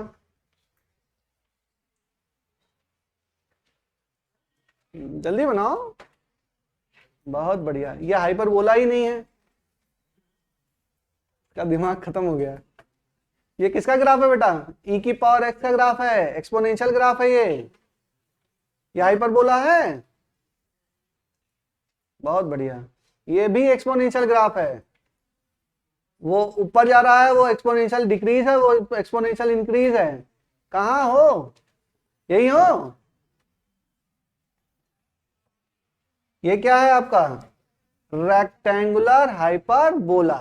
जब भी हो एक्स वाई बराबर कांस्टेंट, अगर एक्स वाई बराबर कांस्टेंट है बेटा, और मैं बोलूं कि एक्स और वाई के बीच में ग्राफ बनाइए, तो कैसा बनाएंगे आप, रेक्टेंगुलर हाइपरबोला। इसको बोलते हैं रेक्टेंगुलर हाइपरबोला। एक ये हो गया, और मान लीजिए एक प्रोसेस हमारा ये है, ठीक है। तो ये हो गया ए और बी, और ये हो गया सी और डी, ठीक है। अब इसमें थोड़ा समझेंगे हम लोग।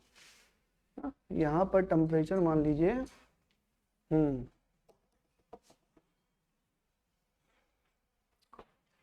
चलो इसका टेम्परेचर मान लीजिए T1 है, और इसका टेम्परेचर मान लीजिए T2 है, तो कौन सा ज्यादा होगा, क्या T1 ज्यादा होगा, क्यों,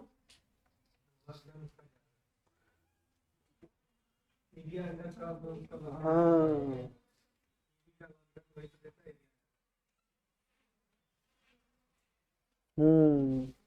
वर्क डन ज्यादा है तो टेम्परेचर ज्यादा होगा, ऐसा ऐसी थ्योरी तो नहीं समझी। हाँ हाँ हाँ हाँ हाँ हाँ 2.303 आगे। अच्छा nRT log V2 by V1, अच्छा हाँ हाँ हाँ। चलो और थोड़ा और देखते हैं हम लोग। अभी भी अब ये तो, अब ये ज्यादा है कि यहां से निकाले ज्यादा है, कुछ पता नहीं है ना, अभी एकदम कंफर्म हमको दिख नहीं रहा है। प्रोसेस क्या है, इसका हम लोग स्लोप निकालना चाहते हैं। पीवी कर्व का क्या हम चाहते हैं, स्लोप। अच्छा पीवी का स्लोप होगा क्या, dP by dV, dP by dV होगा, तो डीपी बाई डीवी हम लोग निकालना चाहते हैं। निकाल के देखें क्या होता है, ठीक है बता रहे हो, वो भी एक तरीका है। थोड़ा और देखते हैं। पीवी बराबर क्या, पीवी बराबर कांस्टेंट, ठीक है। तो हमने देखा P dV plus V dP बराबर 0। कांस्टेंट नहीं बेटा, कांस्टेंट का डिफरेंशियल क्या होगा, 0 होगा। तो यहां से हम कह सकते हैं कि पी डीवी बराबर माइनस वी डीपी। तो डीपी अपॉन डीवी बराबर क्या, minus P upon V, minus P upon V, ठीक है।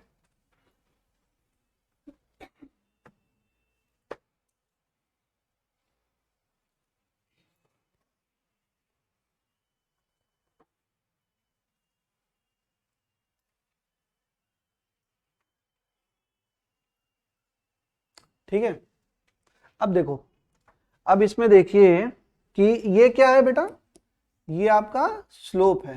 किस चीज का स्लोप है, पीवी कर्व का स्लोप है। तो मैं कोई कांस्टेंट वॉल्यूम ले लेता हूं बच्चों। मान लीजिए कि ये वॉल्यूम हमने क्या कर दिया, फिक्स कर दिया, वॉल्यूम हमने फिक्स कर दिया। तो इस वॉल्यूम पर ये क्या है, P2 प्रेशर, और ये क्या है आपका P1, वॉल्यूम फिक्स कर दिया। तो ये क्या है P2, और ये क्या है आपका P1। अब देखिए अगर वॉल्यूम फिक्स है तो जिसका प्रेशर ज्यादा उसका स्लोप भी ज्यादा, जिसका प्रेशर ज्यादा उसका स्लोप भी ज्यादा। हाँ रुको, हाँ P1 is greater then P2, P1 is greater then P2। और यहां पर बात क्या हो रही है, किस चीज की बात हो रही है? PV बराबर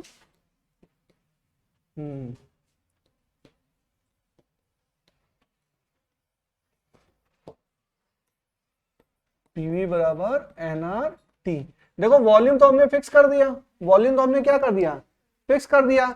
तो जिसका प्रेशर ज्यादा उसका टेम्परेचर भी क्या होगा, उसका टेम्परेचर भी ज्यादा होगा। PV बराबर nRT तो हर जगह लगा सकते हैं, तो उसका टेम्परेचर भी क्या होगा, ज्यादा होगा। तो यहां पर टेम्परेचर किसका ज्यादा होगा, T1 आपका ज्यादा होगा। T1 is greater then T2, T1 is greater then T2। जिसका स्लोप ज्यादा उसी का प्रेशर ज्यादा, उसी का टेम्परेचर ज्यादा। ठीक है। अच्छा स्लोप निगेटिव आ रहा है, क्या आएगा भी, बिल्कुल आएगा। इस ऐसे कर्व का स्लोप कैसा आएगा, निगेटिव ही तो आएगा भाई। यहां पर स्लोप निकालने का तरीका क्या, स्ट्रेट लाइन खींची, ये किया और ये एंगल लिया, ये मोर देन 90 डिग्री है तो निगेटिव आ रहा है। कितना आ रहा है, -P/V। ध्यान से समझेंगे, इसका स्लोप कितना आ रहा है, -P/V। अभी हम लोग एडियाबैटिक प्रोसेस पढ़ेंगे, उसका स्लोप क्या आएगा, -γ/P/V। फिर पॉलीट्रॉपिक पढ़ेंगे, उसका क्या आएगा, -ηP/V। ऐसे करते जाएंगे हम लोग, समझ में आया? देखो दोबारा समझा दे रहा हूं, सुनो बेटा। ये स्लोप बन गया, ठीक है। वॉल्यूम हमने क्या किया, कांस्टेंट कर दिया। वॉल्यूम कांस्टेंट कर दिया तो ये स्लोप क्या है, -P/V। तो वॉल्यूम कांस्टेंट, तो ये तो दिख रहा है आपको कि P आपका क्या है, P1 आपका ज्यादा है, P1 आपका ज्यादा है। और यहां पर देखो PV बराबर nRT। अगर वॉल्यूम कांस्टेंट है दोनों प्रोसेस के लिए, ठीक है, इसको P1 V कांस्टेंट है तो जिसका प्रेशर ज्यादा उसका ही टेम्परेचर भी ज्यादा, बस। स्लोप किसका ज्यादा, तो स्लोप किसका ज्यादा है, स्लोप ऑफ वन, स्लोप, इसमें एक और लाइन लिख लो, slope of one is greater than slope of two, slope of one is greater than slope of two. चलिए, slope of one is greater than slope of two, हो गया। चलिए, हो गया बच्चों, समझ में आ गया? पुराना भूलिए मत, रिवाइज करते चलिए।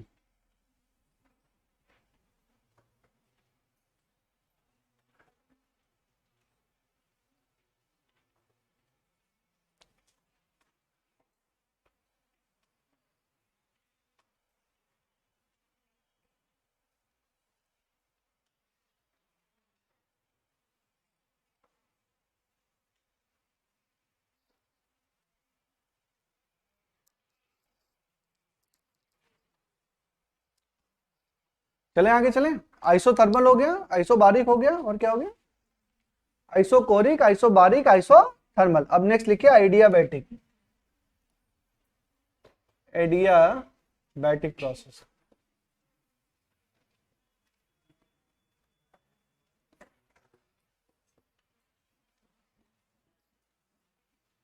देखिए आपको मैंने बताया था कि एडियाबैटिक वॉल पढ़ाई थी मैंने जब जीरोथ लॉ ऑफ थर्मोडायनेमिक्स पढ़ा रहे थे।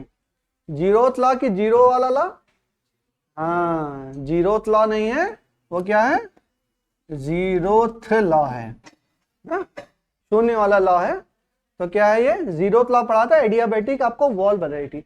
एडियाबैटिक का शब्द का शाब्दिक अर्थ क्या है, एडियाबैटिक ऐसा इंसुलेशन होता है जो हीट का ट्रांसफर अलाउ नहीं करता है। चाहे एडियाबैटिक वॉल होगी तो हीट का ट्रांसफर नहीं होगा, एडियाबैटिक प्रोसेस हो तो हीट का ट्रांसफर नहीं होगा। What is the means of adiabatic, adiabatic का मतलब है ऐसा इंसुलेशन जो हीट का ट्रांसफर अलाउ ना करता हो अपने थ्रू, उसको बोलेंगे एडियाबैटिक। शब्द लिखिए, adiabatic, an insulation which does not allow, an insulation which does not allow heat to flow, does not allow heat to flow, means आपका डेल्टा क्यू बराबर क्या है, 0 है, या डी क्यू बराबर क्या है, डी क्यू बराबर भी 0 है। डी क्यू भी क्या है आपका, 0 है।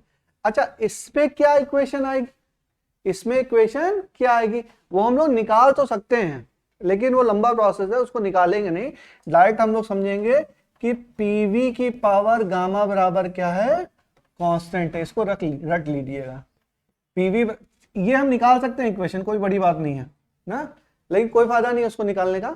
पीवी की पावर गामा बराबर कांस्टेंट, ठीक है। अच्छा, अलग अलग टर्म में इसको यूज कर लीजिए।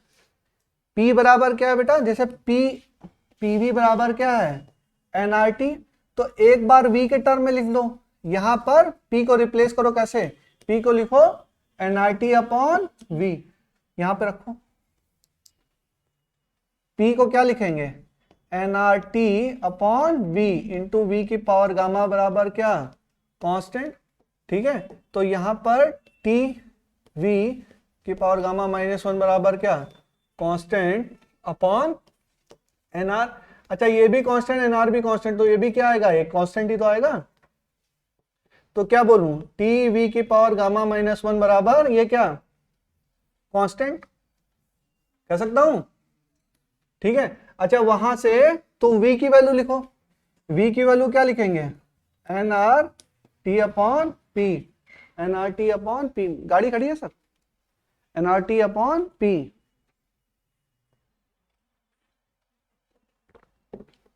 को ले तो नहीं क्या, ठीक है। तो वहां से लिखे P अरे परेशान मत हो, n R T upon P बराबर कांस्टेंट, ठीक है। तो P की पावर 1 माइनस गामा, T की पावर गामा बराबर क्या, कांस्टेंट अपॉन एन आर की पावर गामा, यानी कि P की पावर 1 माइनस गामा, T की पावर गामा बराबर क्या है, कांस्टेंट है। कुछ नहीं है, आपको ये याद रखना है, नोट कर लो, पीवी की पावर गामा बराबर कांस्टेंट, टीवी की पावर गामा -1 बराबर कांस्टेंट, पी की पावर 1 माइनस गामा, टी की पावर गामा बराबर कांस्टेंट। तीनों फॉर्म में आपको इक्वेशन याद होनी चाहिए। अच्छा, एक फॉर्म में याद है तो और सारी निकाल सकते हो, वैसे याद कर लो तो ज्यादा अच्छा है। क्या है पीवी की पावर गामा बराबर कांस्टेंट, पी की पावर कहाँ गया, 1 माइनस गामा, टी की पावर गामा बराबर कांस्टेंट, ठीक है। और टी वी की पावर गामा -1 बराबर कांस्टेंट। ये तीन तरह की से लिख सकते, एक ही चीज को तीन तरीके से लिखा गया है, चाहे पीवी की पावर गामा बराबर कांस्टेंट बोल दीजिए, चाहे आप ये बोल दीजिए, चाहे आप ये बोल दीजिए, तीनों ही इक्वेशन क्या है, ट्रू है। किस चीज के लिए, एडियाबैटिक प्रोसेस के लिए। और गामा क्या है, गामा बराबर 1+2 अपॉन एफ। याद मत करना आप सबके लिए, कुछ लोग इसको भी याद करने लगते हैं। अब आपको एफ की वैल्यू तो पता है ना, मोनोटॉमिक, डाइटॉमिक, पॉलीटॉमिक के लिए पता है, तो गामा की वैल्यू भी याद करोगे क्या, क्या जरूरत है, निकाल लेना। और गामा बराबर होता क्या है, CP upon CV, it's a ratio of molar specific heat at constant pressure and constant volume, ठीक है। और सीपी माइनस सीवी बराबर आर, कौन सा लॉ है, मेयर्स लॉ है। मेयर साहब कहते हैं कि सीपी माइनस सीवी बराबर क्या होता है, आर। केमिस्ट्री में पढ़ा होगा ये सब चीजें तो।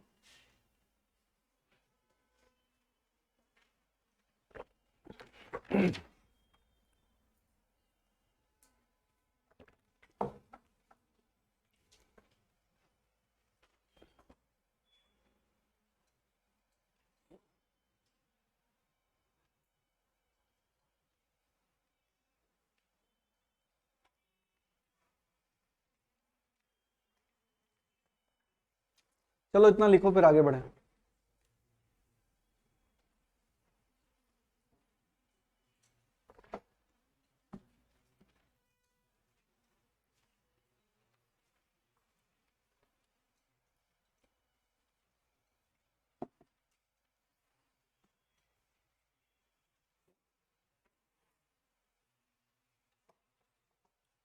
चलें बच्चों, आगे चलें, आ रहा है यहां तक समझ में। आ रहा है बेटा?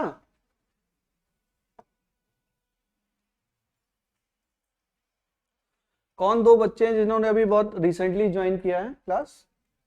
कौन कौन बच्चा है? तुम बेटा नए हो ना? क्या नाम है आपका? अनीशा, अलीशा, और कौन है बच्चा? एक और कोई है? तुम हो। तो समझ में आ रहा है कि नहीं? तुम लोग को आ रहा है समझ में? ठीक है। वैसे समझ में थोड़ा देर से ही आएगा क्योंकि बहुत सारी प्रीवियस नॉलेज यूज हो रही है बेटा ना, तो जिन्होंने पढ़ रखा है उन्हीं को नहीं समझ में आ रहा है। आ रहा है नहीं आ रहा है? आ रहा है ना? पढ़ लो ना, पढ़ लो बच्चों। न्यू ईयर के उसमें कुमार में मत आइए। ये ऐसा समय ना 10 दिन निकल जाता है ऐसे ही। अभी मन तो कर नहीं रहा होगा पढ़ने का ना, कोई क्रिसमस मना रहा है, कोई छुट्टी पे गया हुआ है, कोई नया साल की तैयारी कर रहा है। भिखारी, सन्यासी और स्टूडेंट की कोई लाइफ नहीं होती है, समझे? कोई सेलिब्रेशन आपके लिए है ही नहीं। जब आप लोग पार कर लोगे तब होगा। चलिए आगे निकालिए, आगे चलें। बताओ फॉर्मूला बताओ। पीवी की पावर गामा बराबर कांस्टेंट, और बताओ पीवी की पावर गामा माइनस 1 बराबर कांस्टेंट, पी की पावर 1 माइनस गामा वी की पावर, अच्छा पी की पावर 1 माइनस गामा टी की पावर गामा बराबर कांस्टेंट। क्या याद है आप लोग को?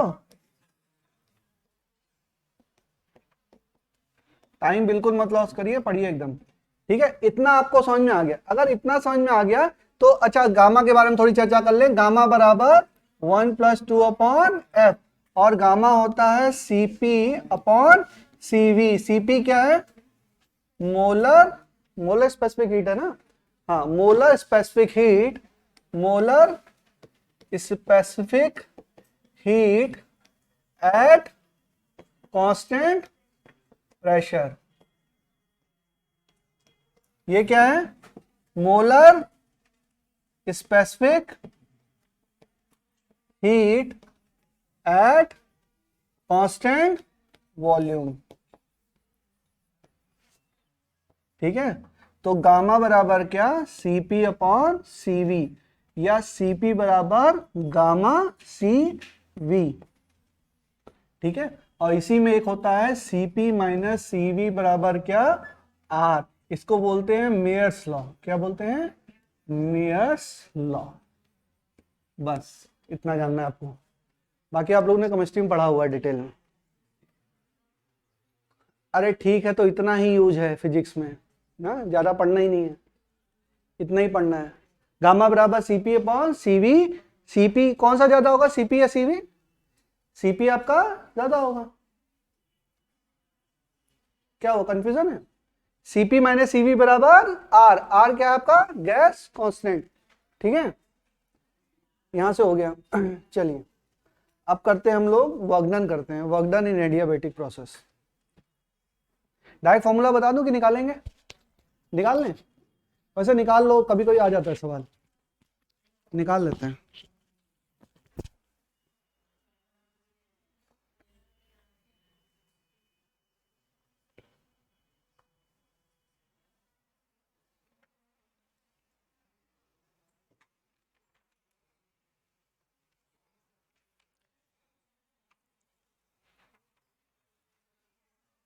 फॉर्मूला क्या है गौरव?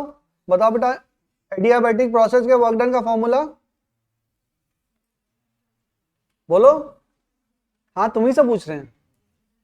वर्क डन का फॉर्मूला फॉर एडियाबैटिक प्रोसेस क्या है? बोलो।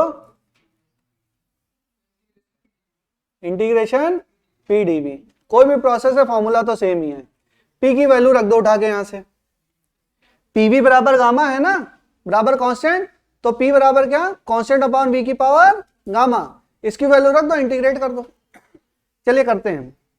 ये हो गया, यहां तक हो गया, आगे चलें। पता नहीं पेन चलाते रहो तो तुम लोग चलाते रहो तो लिखा नहीं जाता है, जल्दी लिखो। अरे तो शॉर्टकट में लिखना शुरू करो। हो गया, आगे चलें। तो वर्क डन लिखो, हेडिंग डालो, work done in adiabatic process. Work done in adiabatic process. W बराबर क्या? Integration P dV. भाई ये कहाँ चेंज हो जाएगा, ये सबके लिए एक ही है। तो पीवी बराबर क्या, पीवी की पावर गामा बराबर क्या है, कांस्टेंट। तो के से रिप्रेजेंट कर देते हैं, पी बराबर के अपॉन वी की पावर गामा, इसको लिखते हैं के वी की पावर गामा माइनस गामा, ठीक है। तो इसको लिखते हैं, देखो के वी की power minus gamma d V, K बाहर आ गया, ये क्या हो जाएगा, वी की power minus gamma d V. बताओ अंजलि, इंटीग्रेशन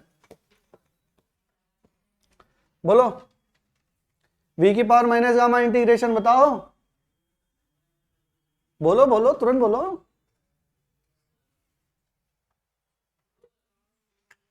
हाँ बोलो, वी की पावर माइनस गामा इंटीग्रेशन, सब साफ है।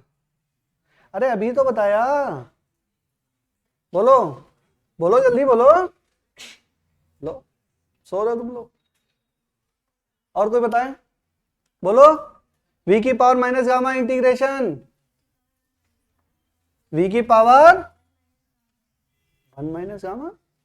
अच्छा चेंज कर दिया तुमने, माइनस गामा ऐसे ही बताओ बेटा, 1 माइनस गामा नहीं, +1 होगा। अच्छा हाँ +1, ठीक है, माइनस गामा +1। इंटीग्रेशन क्या बेटा, v1 से v2। साफ है इंटीग्रेशन सारा तुम्हारा। ये किसके बराबर होगा, बराबर के, बोलो, v2 की power 1 minus gamma minus v1 की पावर 1 माइनस गामा अपॉन क्या, 1 माइनस गामा। ये क्या हो गया, इसके बराबर हो गया, ठीक है। ये क्या आ गया आपका, वर्क डन आ गया। अच्छा एक बात बताओ, यहाँ पे हम लोग ने के क्या यूज किया है, पीवी की पावर गामा बराबर कांस्टेंट, यही तो यूज किया है। थोड़ा थोड़ा चीज यूज कर रहा हूं, देखिए समझिए। तो पीवी की पावर गामा बराबर P1 V1 की पावर गामा बराबर P2 V2 की पावर गामा बराबर कांस्टेंट। ये सारे कांस्टेंट सेम ही तो हैं।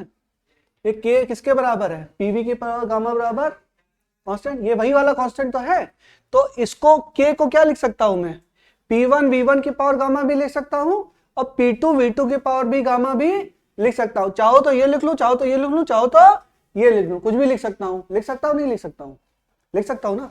अगर लिख सकता हूं तो इसको अंदर मल्टीप्लाई करते हैं हम।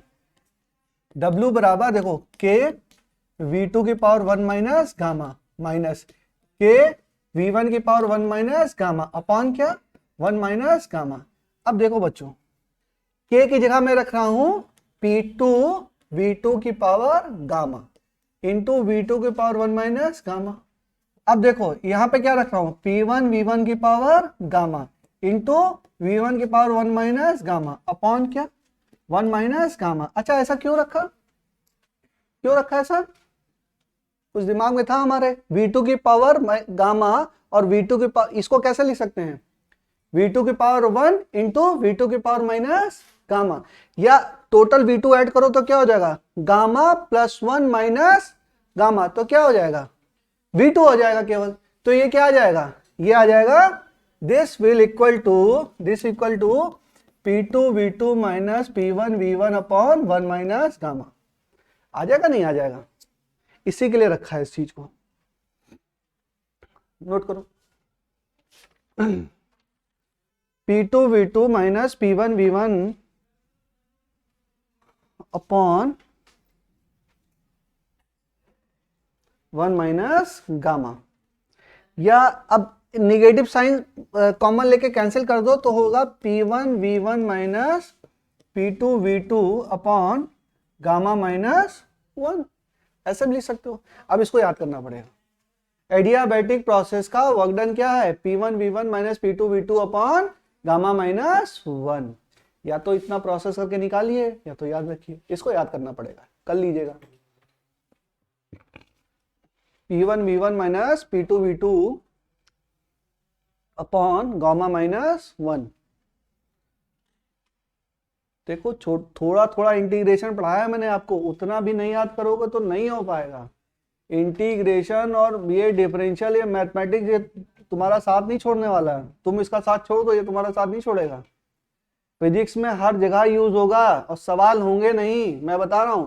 इंटीग्रेशन, डिफरेंशियल, अगर आपको, और ग्राफ, ये सारी चीजें अगर आपको नहीं आती हैं तो आपसे 10 सवाल नहीं हो पाएंगे फिजिक्स के, छोड़ दे रहे हैं बिल्कुल भी, क्योंकि इन्हीं सब चीजों को तो मैनिपुलेट करके चीजें बनाई जाती हैं भाई। कोई सवाल होगा, हल्का सा डिफरेंशियल का पार्ट डाल देंगे, थोड़ा सा इंटीग्रेशन डाल देंगे, वही नहीं आता है तो फिर आगे फिजिक्स पढ़े आता हुआ सवाल नहीं कर पाओगे, फंस जाओगे यहीं पे आके, कहोगे अच्छा अब ये क्या, ऐसे कैसे आगे बढ़े, आगे फंस जाओगे। तो आना चाहिए ना, और थोड़ा सी तो यूज करें, कौन सी भयंकर इंटीग्रेशन लगा रहे हैं, इंटीग्रेशन बहुत बड़ा है, पूरा पूरा 6 महीना पढ़ाया जाता है इंटीग्रेशन, 2 बुकें हैं उसकी। ये 5 नियम बताए वो तो पढ़ लो। चलो आगे चलें। अच्छा ये निकाल लिया हमने, तो स्लोप भी निकाल लें। स्लोप कैसे निकालेंगे, वही पीवी बराबर कांस्टेंट याद किया था, यहां पे क्या करें, पीवी की पावर गामा बराबर कांस्टेंट, उसके बाद पार्शियल डिफरेंशियल लगा दो, हो जाएगा, निकालो। यहां तक पहुंच गए सब लोग, हो गया, मिटा दो, हुआ नहीं, लेकिन समझ में नहीं आया, बहुत कॉम्प्लेक्स है क्या। कॉम्प्लेक्स तभी लगता है जब चीजें तुम्हें याद नहीं है। देखो समझो, W बराबर पी डीवी, पी बराबर क्या भाई, यहां पर क्या इक्वेशन है, पी वी की पावर गामा बराबर कांस्टेंट, तो पी बराबर क्या, के वी की पावर माइनस गामा, ये वी की पावर वी मत समझना, वी की पावर क्या है, माइनस गामा है। अब ये कर दिया बेटा, तो के आपका कांस्टेंट है और वॉल्यूम V1 से V2 में क्या कर रहा है, वेरी कर रहा है, तो v की पावर माइनस गामा का integration minus gamma plus 1 upon gamma plus 1, integration कहां से कहां तक, V1 से लेके V2 तक, इसकी वैल्यू आपने रखी तो ये आ गया। अब ये आ गया तो हमको थोड़ा सा मैनिपुलेशन करना है, एक स्टैंडर्ड टर्म में लेके आना है, तो उसके लिए हमने कहा कि P1 V1 बराबर P2 P1 V1 की पावर गामा बराबर P2 V2 की पावर गामा बराबर कांस्टेंट। ये वही वाला कांस्टेंट तो था, ये कांस्टेंट क्या था बेटा, यही तो कांस्टेंट था भाई, पी वी की पावर गामा बराबर क्या, के, तो यही तो P1 V1 के बराबर है, तो ये आपने लिख दिया। तो यहां पर एक बार के की वैल्यू क्या रखी, ये रखी, एक बार के की वैल्यू ये रखी, और दोनों आप रख सकते हो, दोनों। ये क्यों रखी है नहीं समझ में आया है, देखो बेटा, ये P1 V1 बराबर PV बराबर क्या है, PV की पावर गामा बराबर कांस्टेंट है, ठीक है। अगर मैं बोलूं P1 V1 की पावर गामा बराबर भी कांस्टेंट होगा, और P2 V2 पावर की पावर गामा बराबर भी कांस्टेंट होगा कि नहीं होगा, होगा ना। अगर ये है तो ये तीनों भी तो बराबर होंगे, देखो ये बराबर भी कांस्टेंट, ये बराबर भी कांस्टेंट, ये बराबर भी कांस्टेंट, तो मैं ये नहीं कह सकता हूं, ये इक्वेशन नहीं कह सकता हूं पीवी की पावर गामा बराबर P1 V1 की पावर गामा बराबर P2 V2 की पावर गामा बराबर कांस्टेंट, नहीं कह सकता हूं, कह सकता हूं ना। अगर ये कह सकता हूं तो अब यहाँ V2 की पावर 1 माइनस गामा था, मुझे V2 की पावर माइनस गामा को कैंसिल कराना था, इसलिए यहाँ पे क्या रख दिया मैंने, ये रख दिया, और यहाँ पे क्या रख दिया, सेम के वही है, एक बार P2 V2 रख दिया, एक बार P1 V1 रख दिया, ठीक है। अब कैंसिल हो गया तो हमारा सिंप्लीफाई हो गई equation, P1 V1 minus P2 V2 upon gamma minus 1, या इसी को कह दो P1 V1 minus P2 V2 upon, हाँ सही तो है, P1 V1 minus P2 V2 upon gamma minus 1। कुछ नहीं समझ में आया तो रट लो सवाल, P1 V1 minus P2 V2 upon gamma minus 1, इतना समझ में आया। चल, तो हमने देखा, क्या देखा कि एडियाबैटिक प्रोसेस का वर्क डन, कुछ नहीं समझ में आया बेटा ये याद कर लो, P1 V1 minus P2 V2 upon gamma minus 1, ये तो याद कर लोगे, ठीक है। चलो एक स्लोप और निकालने, बस काम खत्म, ये है कांस्टेंट, तो P गामा V की power gamma minus 1 D V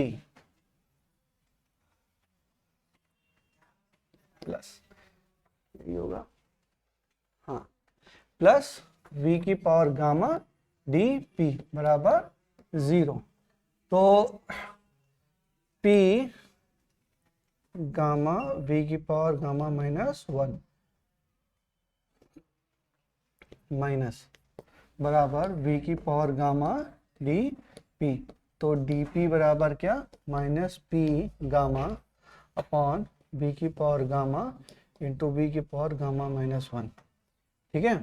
तो ये होगा minus gamma P into V की power gamma minus 1 minus gamma, तो हो जाएगा माइनस गामा P V की पावर माइनस 1, तो minus gamma P upon P.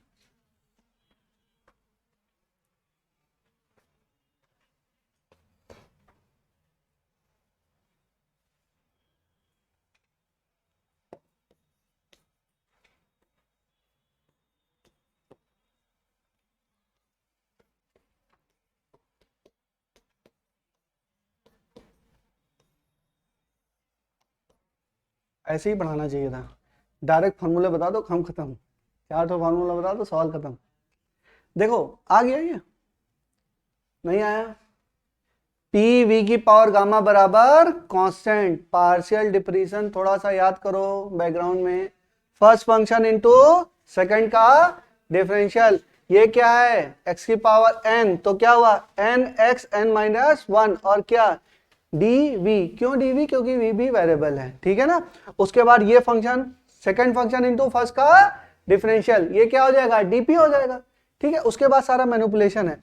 इस वाले टर्म को मैंने यहीं रखा, v की पावर गामा dp, ये माइनस ये इधर लेके जाएंगे तो क्या हो जाएगा? p गामा v की पावर गामा माइनस 1 dv। यहां से dp बाई dv बराबर क्या?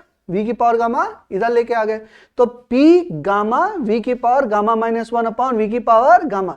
अब v की पावर गामा ऊपर जाएगा तो क्या हो जाएगा? कैंसिल हो जाएगा, क्या बचेगा? v की पावर माइनस 1। भाई ये ऊपर चला गया तो गामा माइनस 1 माइनस गामा, तो गामा गामा गामा कैंसिल, क्या बचा? v की पावर माइनस 1, तो क्या हुआ? माइनस गामा p v की पावर माइनस 1, तो minus gamma p upon v। याद करिए आइसोथर्मल में कितना निकाला था हमने, अभी निकाला है स्लोप, कितना आया? माइनस p, इसमें गामा से गुणा कर दो, ये क्या हो जाएगा? Minus gamma p upon v। ये किसका है स्लोप? एडियाबैटिक प्रोसेस का स्लोप है, ठीक है। और इसका अगर हम पीवी ग्राफ निकालेंगे तो इसका भी ग्राफ कैसा आएगा? इसका भी ग्राफ रेक्टेंगुलर हाइपरबोला ही आएगा, बट किसका स्लोप ज्यादा होगा? एडियाबैटिक का स्लोप ज्यादा होगा। उसका स्लोप क्या था? p बाई वी, यहां पे गामा, और gamma is greater then 1। Gamma बराबर क्या है? 1 प्लस 2 अपॉन एफ। तो ग्रेटर देन गामा क्या है? ग्रेटर देन 1 है। अगर ग्रेटर देन 1 क्वांटिटी से मल्टीप्लाई हो रहा है तो स्लोप क्या होगा? ज्यादा होगा। किसका स्लोप? एडियाबैटिक का स्लोप ज्यादा है कि आइसोथर्मल का स्लोप ज्यादा है? एडियाबैटिक का स्लोप ज्यादा है, ठीक है। अब सवाल तभी कर पाओगे जब तुम्हें पूरी लॉजिक क्लियर होगा। चलिए इतना हो गया बेटा। अब पॉलीट्रॉपिक और आगे कॉर्नोट साइकिल वगैरह है, कल थर्मोडायनेमिक्स खत्म हो जाएगी। क्या बेटा? एरर से निकालो, कैसे निकाल सकते हो बताओ? हाँ हाँ हाँ,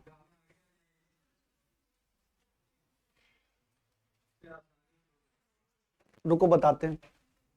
ये हो गया।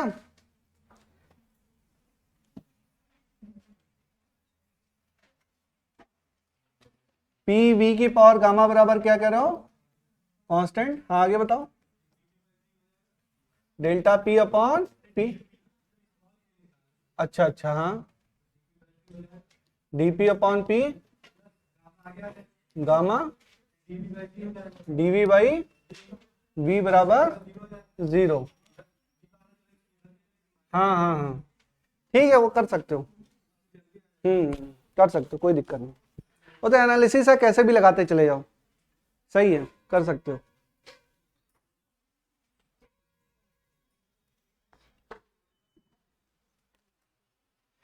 चलिए कर सकते हैं, ये भी अच्छा मेथड है। डीपी बाई वी, ये एरर एनालिसिस वाला है, ठीक है। तो यहां से भी आप कर सकते हैं, लगा सकते हैं। सवाल लगाया है तुमने? लगाया है? चलो ठीक है, कर सकते हो, कोई दिक्कत नहीं है। वहां से भी कर सकते हैं, यहां से भी कर सकते हैं, कैसे भी कर सकते हैं। चलिए आज की क्लास खत्म होती है, कल थर्मोडायनेमिक्स खत्म हो जाएगा, कॉर्नोट वगैरह बढ़ा दूंगा। अच्छा, परसों फिर एसएचएम की लॉन्ग क्लास, संडे को क्लास रख दूं? नहीं, संडे को नहीं, संडे को पार्टी है।